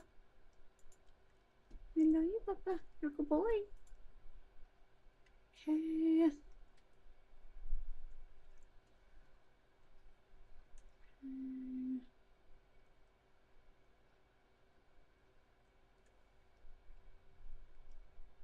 Yikes, this is so ridiculous. Although it would require political capital from the White House, given that mainstream news outlets are sure to frame it as an attack on civil rights, the next conservative administration, i.e. Donald Trump, i.e. right now, should take sweeping action to assure that the purpose of the Civil Rights Act is not inverted through a disparate impact standard to provide a pretext for theoretically endless federal meddling. Assistance to states for the education of children with disabilities, preschool grants for children with disabilities, equity and IDEA. Effective January 18, 2017, the department issued final regulations under Part B of IDEA that requires states to consider race and ethnicity in the identification, placement, and discipline of students with disabilities. The new administration should rescind that regulation. Students should never be denied access, as if that's what you care about, to special education services because of their race or ethnicity, but this is happening in school districts across the country thanks to the Obama administration's equity and IDEA regulation. This was not the intent of the regulation, but it is an inevitable byproduct of its flawed assumptions. The Obama administration looked at the racial statistics on special education assignment and made two assumptions: that African American students were disproportionately overrepresented, and that this overrepresentation constituted a harm that required federal pressure to ameliorate. School districts deemed to overrepresent minority students in special education assignment or in discipline amongst special education students are tagged by their state education agencies as engaging in significant disproportionality and are required to reallocate 15% of their IDEA Part B money into coordinated early intervening services that are intended to address the root causes of disproportionality. In practice, this can mean raiding special education funding to pay for CRT-inspired equity consultants and in professional development. Okay, this is especially problematic given that both of the assumptions behind equity and IDEA are flawed. Special education services provide extra assistance to students. They do not harm them. And according to the most rigorous research on the subject conducted by Penn State's Paul Morgan, Black students are actually underrepresented in special education once adequate statistical controls are made. That means that this regulation effectively further depresses the provision of valuable services to an already underserved group, as if you guys care about that. The next administration should immediately, again, Donald Trump right now is the next administration, should immediately commence rulemaking to rescind the equity and IDEA regulation. No replacement regulation is required. Really interesting. The Office of Special Education and Rehabilitative Services, OSERS, should prepare a digest of the best research on the subject and share it directly with state superintendents and state special education leaders across the country who have been led by this regulation to believe a false problem diagnosis. Every effort should be made to dissuade states from continuing to operate on the assumption that overrepresentation requires state intervention after the federal pressure is rescinded. Provide school meals to children in need. Do not use federal meals to support radical ideology. Sure, fucko. In May 2022, the U.S. Department of Agriculture, USDA, tried to advance a radical political agenda using the federal school meal program. Nearly a century ago, federal lawmakers adopted the National School Lunch Program, NSLP, and School Breakfast Program, SBP, and other services that provide meals for K-12 students to give children from low-income families access to food while at school. Since the 1940s, federal lawmakers have greatly expanded these meal programs, creating an entitlement for nearly all students, regardless of, okay, why is this bad? Regardless of family income levels, and have feeding kids, socialism, bad, communism, etc. Regardless of family income levels, and have turned the meal programs into some of the most wasteful federal programs in Washington. Y'all, come on. Now the USDA is threatening to withhold federal taxpayer spending for these meals from schools that do not implement Title IX of the Education Amendments of 1972. So the term sex is replaced with sexual orientation and gender identity. Yeah, I mean, okay, sexual orientation and gender identity is not the worst classification, frankly. The next administration should prohibit the USDA or any other federal agency from withholding services from federal or state agencies, including but not limited to K-12 schools that choose not to replace sex with SOGI, and that agency's administration of Title IX. Why? Anyway. The administration will have significant support for this policy change among state officials and members of Congress. 22 state attorneys general filed a lawsuit after the USDA's announcement that the agency intended to withhold spending from schools that do not replace sex with SOGI. Members of Congress also introduced legislation in 2022 that would prohibit the agency from carrying out its intentions regarding Title IX, phase out existing income-driven repayment plans, while income-driven repayment IDR of student loans is a superior approach relative to fixed payment plans. The number of IDR plans has proliferated beyond reason. Okay, what is reason then in your guys' opinion? Jesus Christ. And they go on to say, and recent IDR plans are so generous that they require no or only token repayments from many students. No. Anyway, they say the secretary should phase out all IDR plans by making new loans, including consolidation loans, nice and eligible, and should implement a new IDR plan. Ew. The new plan should have an income exemption equal to the poverty line and require payments. Poverty line, and require payments of 10% of income above the exemption. If new legislation is possible, there should be no loan forgiveness. But if not, existing law would require forgiving any remaining balance after 25 years. Okay. President Biden has proposed a new income-driven repayment program that would be extremely generous to borrowers, requiring only nominal payments from most students. It would turn every policy lever to the most generous setting on record, e.g. lowering the percentage of income owed from 10% to 25% under existing plans to 5%, lowering the number of years of payment required from 20 or 25 years to 10 years, and increasing income exemption from 150% to 225% of the poverty line. The median borrower who earns an associate degree would owe only $15 a month, regardless of how much he or she had borrowed. Okay. The median bachelor's degree borrower would owe only $68 a month. This plan essentially converts these student loans into delayed grant programs. Oh, bullshit. Come on. Anyway. Let's go ahead and go back to the top up here.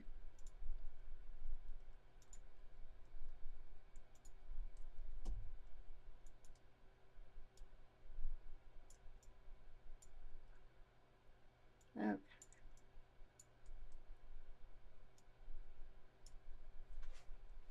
I hear you, Papa. You're a good boy. You're a good doggy.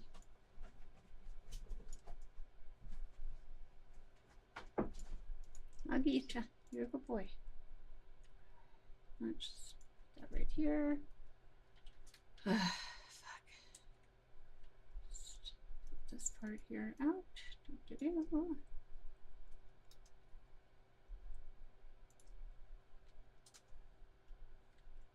A teensy bit more legible.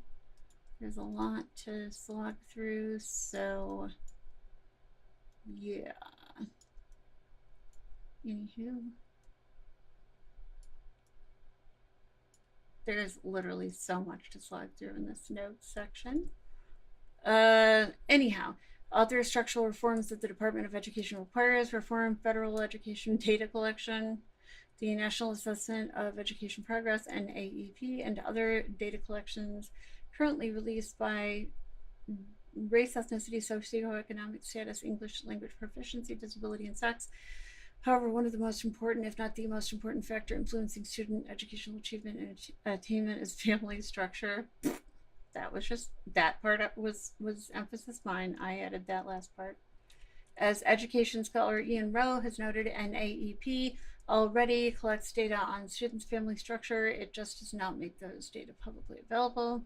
The Department of Education, or whichever agency collects such long-term data, long-term rather, should make student data available by family structure to the public, including as part of its Data Explorer tool. As discussed above, data collection efforts should be consolidated under the Census Bureau. Data collection efforts in higher education should also be improved by housing higher education data at the Department of Labor. This would provide more transparency in evaluating post-secondary education workforce training program outcomes to contextualize those results based on trends observed more generally, enable the adjusting of real wages to account for regional differences in earnings and cost of living, and develop a reliable methodology for risk adjusting institutional and program outcomes to more accurately reflect the value added of education programs as opposed to their admission selectivity. Currently, the Department of Education relies on graduation rates and average earnings as proxies for educational quality. Both of those outcomes, however, are highly dependent upon a student's socioeconomic background, sex, family status, and other factors. Colleges and universities with selective admissions policies post the strongest outcomes primarily because they admit mostly low risk traditional students. Open enrollment institutions post the weakest outcomes, largely because life is challenging and complicated for low-income and non-traditional students who may be forced to drop out when a work schedule changes, a child needs more attention, or an unexpected repair or medical bill makes continuing impossible. Such confounding factors make it difficult to isolate the impact of educational quality versus socioeconomic factors on student outcomes. The Department of Health and Human Services faced similar challenges in trying to evaluate the healthcare outcomes, since social determinants of health result in worse health outcomes among those who are socioeconomically disadvantaged, have low educational attainment levels, have struggled with addiction, or have poor diet and exercise habits. Without risk adjustment of outcomes, hospitals treating wealthy patients will always appear to be delivering good care. Fair enough on that, but I don't know how they plan to use this data. It doesn't sound good. And hospitals treating low-income patients will appear to be delivering poor care. Well, often they are, but fair enough. Higher education outcomes data should be similarly risk-adjusted to be more carefully isolate the impact of higher education outcomes data, they write this so poorly, should be similarly risk adjusted to more carefully isolate the impact of educational quality versus socioeconomic status and other factors on college outcomes. Yeah, as if those are separate fucking issues that cannot overlap. Jesus H. Christ. What a bunch of hooey. Anyway, let me paste this little information in. Alrighty. We got that. And here we go. Back to it.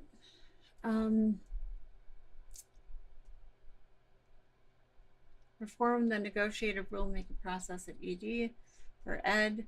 The U.S. Department of Education is required by statute to engage in negotiated rulemaking prior to promulgating new regulations under Subchapter 1 of the Elementary and Secondary Education Act, as well as Subchapters 2, Teacher Quality Enhancements, and 4 of the Higher Education Act of 1964, Student Assistance. The purpose of negotiated rulemaking is to engage a committee of stakeholders early in the drafting of proposed regulations to ensure that the regulation can be implemented as written, to understand any potential unintended consequences, and to seek suggestions from stakeholders on alternative solutions.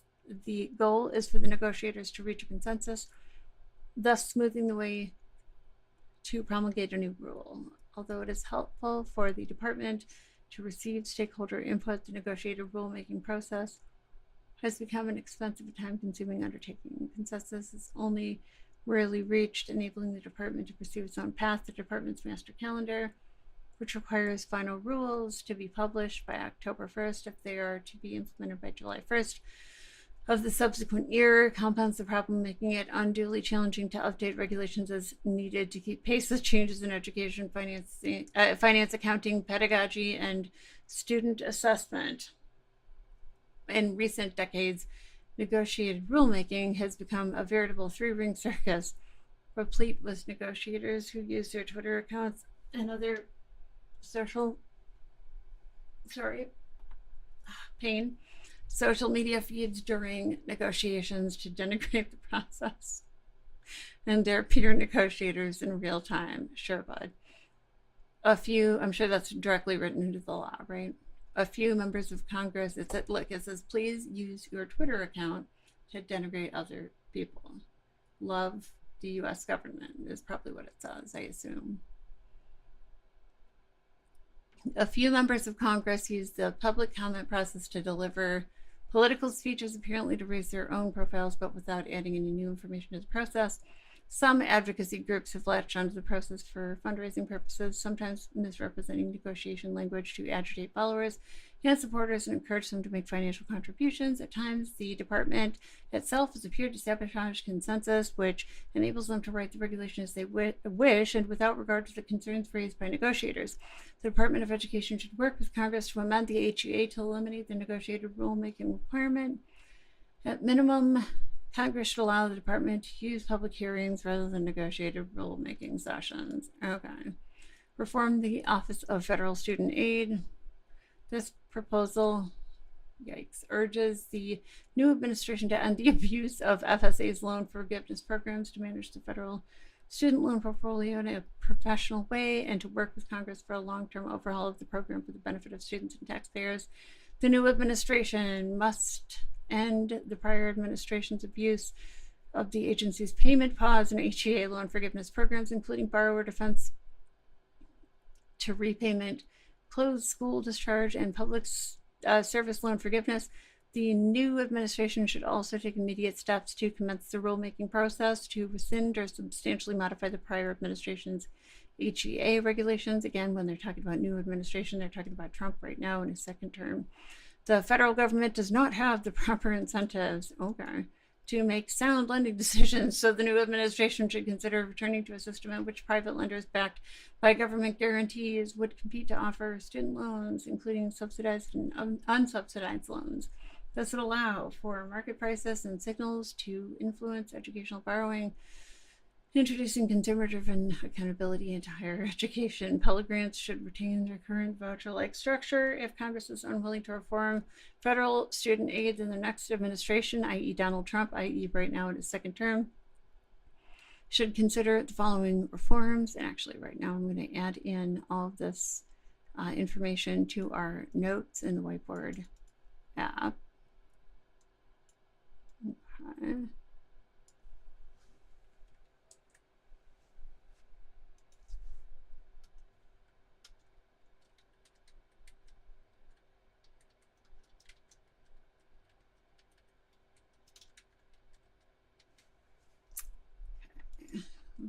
Let's see here.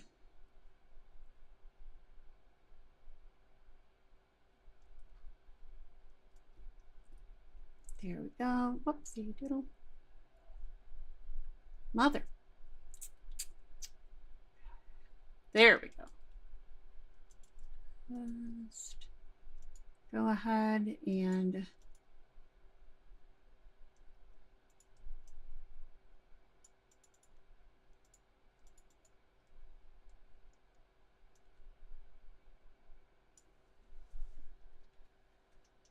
motherfucker.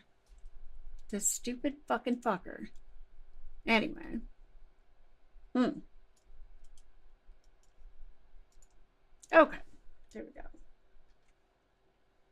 Like, hello.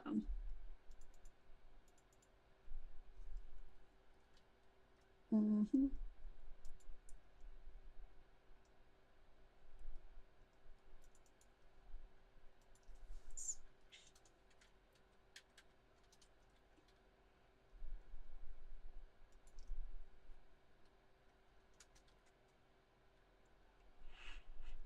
Okay.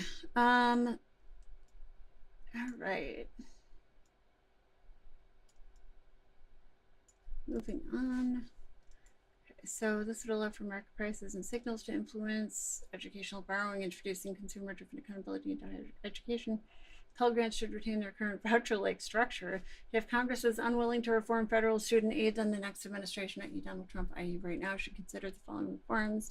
Switch to fair value accounting from FCRA accounting and consolidate all federal loan programs into a new program that utilizes income-driven repayment, includes no interest rate subsidies or loan forgiveness, includes annual and aggregate limits on borrowing, and requires skin in the game from colleges to help hold them accountable for loan repayment.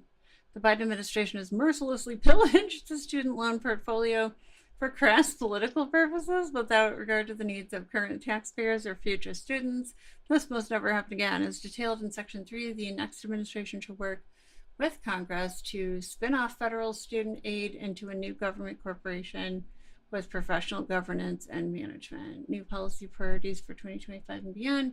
New legislation that should be prioritized for nearly 250 years. Congress has incorporated public and private institutions, including banks, the District of Columbia's city government, and other organizations that federal officials deem to be conducting operations in the public interest. Such charters offer a certain status to organizations often viewed as a seal of approval, according to one Congressional Research Service report, which can help these organizations in their fundraising and other advocacy efforts. When the nation's largest teacher association, the NEA, National Education Association, if I could read, cites its federal charter, it lends the NEA a level of significance and suggests an effectiveness that is not supported by evidence. No. In fact, the NEA and the nation's other large teacher union, the AFT, American Federation of Teachers, use litigation and other efforts to block school choice and advocate for additional taxpayer spending in education. They also lobbied to keep schools closed during the pandemic. Yeah, it's almost as if they cared about kids or something, right? Crazy. All of these positions run contrary to robust research evidence showing positive outcomes for students from education choice policies. There is no conclusive evidence that more taxpayer spending on schools improves student outcomes. And evidence finds that keeping schools closed to an in-person learning resulted in negative emotional and academic outcomes for students. Well, at least they're still alive to feel negative emotions. Furthermore, the union promotes radical or racial and gender ideologies. Guys, they're so radical, those racial and gender ideologies in schools that parents oppose, rather, according to nationally representative surveys. Like what nationally representative surveys? Congress should rescind the National Education Association's congressional charter and remove the false impression that federal taxpayers support the political activities of the special interest group. This move would not be unprecedented, as Congress has rescinded the federal charters of other organizations over the past century, not unions. The NEA is a demonstrably radical special interest group that overwhelmingly supports left of center policies and policymakers. Gosh, it's almost as if there's like a reason for that or something. Well, let's not go too far into that. That'd be crazy. Right, guys? This move would not be unprecedented. Well, again, it would be, because unions don't tend to receive this kind of treatment for understandable reasons. Members should conduct hearings to determine how much federal taxpayer money the NEA is used for radical causes favoring a single political party. What the fuck? Parental rights in education and safeguarding students. Federal officials should protect educators and students in jurisdictions under federal control from racial discrimination by reinforcing the Civil Rights Act of 1964 and prohibiting compelled speech. Specifically, no teacher or student in Washington, D.C., public schools, Bureau of Indian Education schools, or Department of Defense schools should be compelled to believe, profess, or adhere to any idea, but especially ideas that violate state and federal civil rights laws. Okay. That sounds a little cuckoo bananas, but all right.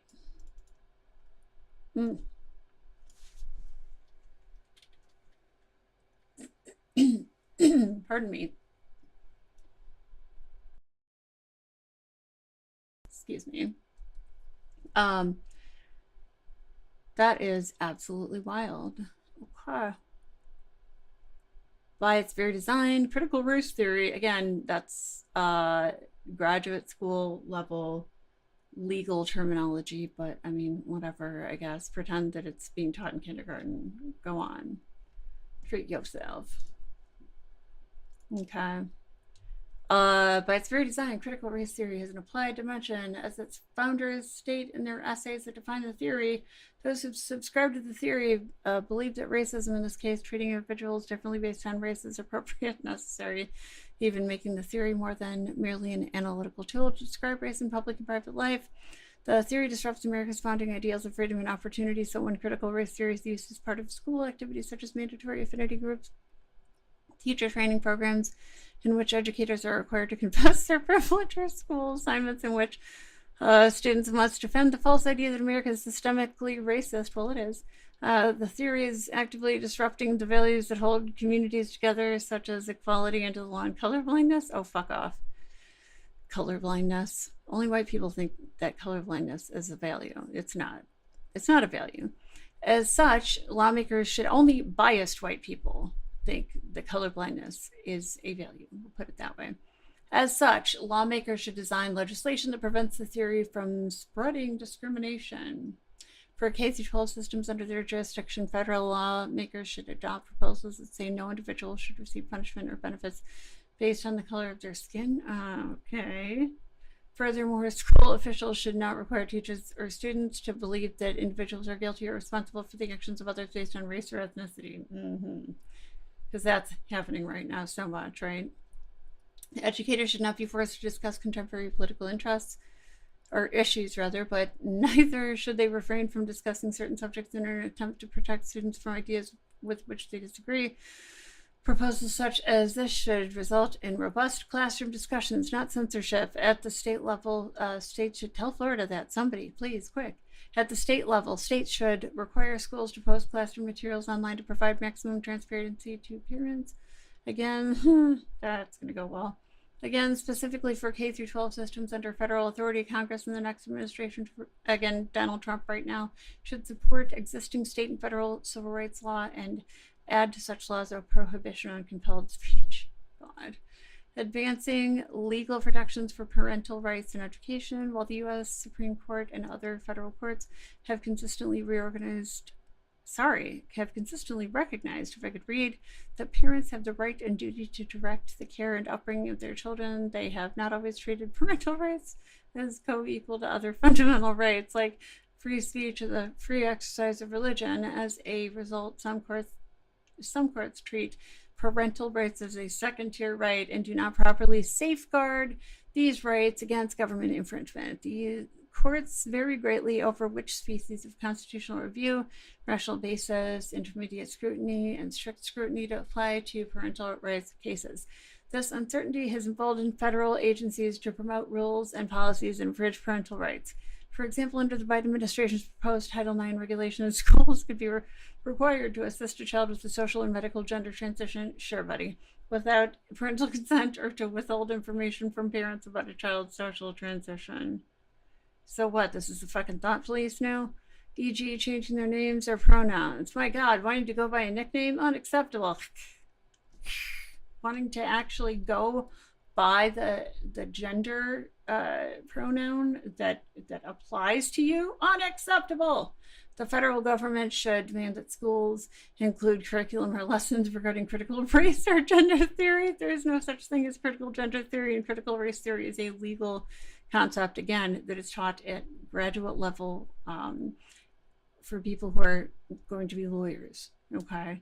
This is not taught in fucking kindergarten. That was literally something that was proposed by one dude on the right who, I guess, ran out of better ideas or something.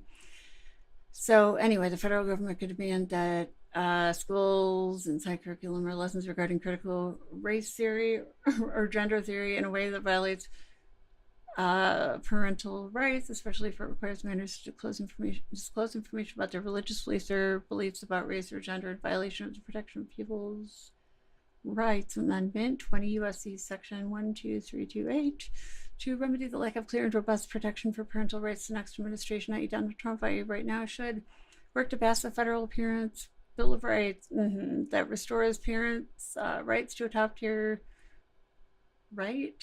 What? Work to pass a federal parents' Bill of Rights that restores parental rights to a top-tier right. Such legislation would give families a fair hearing in court when the federal government enforces any policy against parents in a way that undermines their right and responsibility to raise, educate, and care for their children. The law would require the government to satisfy strict scrutiny, the highest standard of judicial review, when the government infringes parental rights. And who's going to pay for these court cases? The teachers out of their pocket, right? Because you guys aren't going to want to pay for it. The government can't possibly pay for things like that.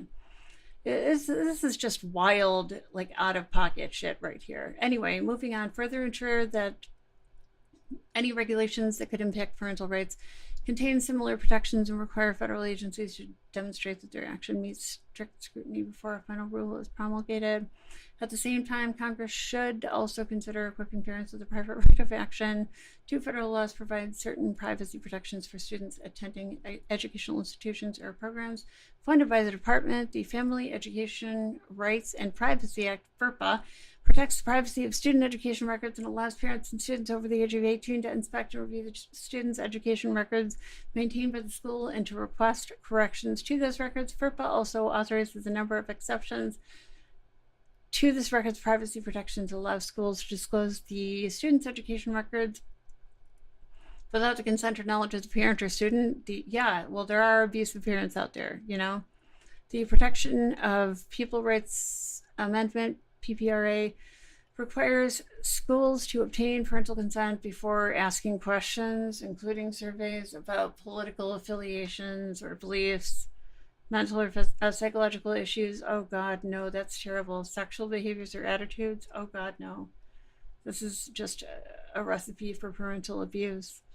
Critical appraisals of family members, illegal or self-incriminating behavior, religious practices or beliefs, privileged relationships as with doctors and clergy, and family income unless for program eligibility. That's disgusting. The difficulty for parents is that FERPA and PPRA do not authorize private right of action. If a school refuses to comply with either statute, the only remedy is for the parent or student, if over the age of 18, to file an administrative complaint with the U.S. Department of Education, which must then work with the school to obtain compliance before taking any action to suspend or terminate federal financial assistance. Investigation can take months, if not years. The department has never suspended or terminated the funding for an educational institution or agency for violating FERPA or PPRA. In essence, Congress has granted parents and students important statutory rights without an effective remedy to assert those rights. The next administration should work with Congress to amend FERPA and PPRA to provide parents and students over the age of 18 years with a private right of action to seek injunctive and declaratory relief together with attorney's fees and costs of a prevailing party against the institutions and agencies that violate rights enshrined in these statutes. This will empower parents and students, level the playing field between families and education bureaucracies, and encourage institutional compliance with these statutory requirements. Protect parental rights and policy, prioritize legislation and advancing such rights. Okay, hold on. So, protect parental rights and policy. In addition to strengthening legal protections for parents, the next administration, i.e. Donald Trump, i.e. right now, should prioritize legislation advancing such rights. Promising ideas have appeared in bills introduced in the 170th Congress, such as H.R. 8767, the Empowering Parents Act, sponsored by Representative Bob Good, R. Virginia, H.R. 6056, the Parents' Bill of Rights Act, sponsored by Representative Julia Letlow, R. Louisiana, and H.J. Resolution 99, proposing an amendment to the Constitution relating to the parental rights, sponsored by Representative Debbie Lesko, or Arizona. These congressional actions should be carefully reviewed to make sure they can complement the state parent Bill of Rights, such as those passed in Georgia, Florida, Montana, Wyoming, Idaho, Oklahoma, Virginia, and Arizona. Jesus Christ. As documented by writers such as Abigail Shrier and others, Abigail Shrier, that is, that's Ben Jalapeno, Ben Jalapeno's sister. What is it like? Apparently Abby or some shit. Classically Abby. That's it. I believe that's it. Abigail Shrier. Classically Abby. Okay. So as documented by writers such as Abigail Shrier and others, the American Society of Plastic Surgeons documented a fourfold increase in the number of biological girls seeking gender surgery between 2016 and 2017. Larger increases, so like what, breast implants? We're not all talking about people who are trans. We get that, right? Larger increases were found in the UK from 2009 to 2019 and 2017 to 2018. These statistics and others point to a social contagion in which minor children, no they don't. This is like the ice cream and murder fallacy, but okay. Correlation and causation are not the same thing. Correlation does not equal causation and vice versa. Anyway, these statistics and others point to a social contagion in which minor children, especially girls, are attempting to make life-altering decisions using puberty blockers and other, those are reversible by the way, and other hormone treatments and even surgeries to remove or alter vital body parts. Okay. Heritage Foundation research finds that providing easier access to such treatments and surgeries without parental involvement does not reduce the suicidality of these young people and may even increase suicide rates. Sure, babe. Okay. Sure, baby. Whatever you need to tell yourself. Okay, I'm just gonna copy and paste this fuckery in to our notes. Ouch. The next administration, i.e. Donald Trump, i.e. right now, should take particular note of how radical gender ideology is having a devastating effect on school-age children today, especially young girls. School officials in some states are requiring teachers and other school employees to accept a minor child's decision to assume a different gender while at school. Gender in quotes, okay. Without notifying parents in California, New Jersey, and certain districts in Kansas and elsewhere. Well, you know, a lot of trans people wind up not supported by their families. And gender is a social construct. I'm sorry, it is. Like, nobody's saying, oh, let's take you over to the plastic surgeon for a little chop. Like, this is so stupid. Anyway, assume a different gender while at school without notifying parents in California, New Jersey, and in certain districts in Kansas, rather, if I could speak right, and elsewhere, educators are prohibited from informing parents about school children's confusion of their sex if their children do not want their parents to know.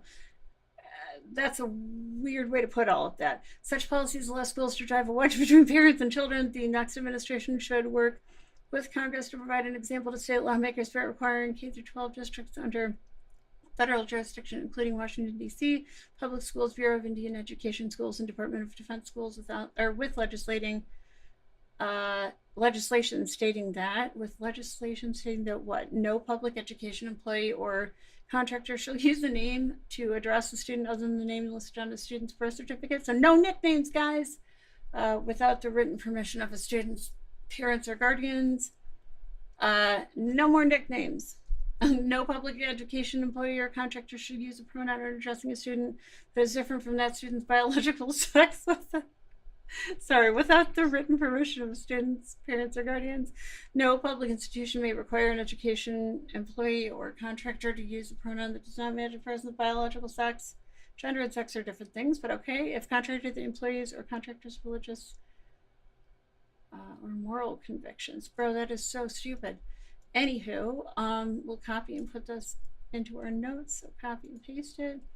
State lawmakers should use this model and adopt similar provisions for public schools within their borders. Federal lawmakers should not allow public school employees to keep secrets about a child from that child's parents. Yeah, let's let abusive parents know everything about their child so that they have better and more opportunity to abuse them, right, guys? That's about right, isn't it?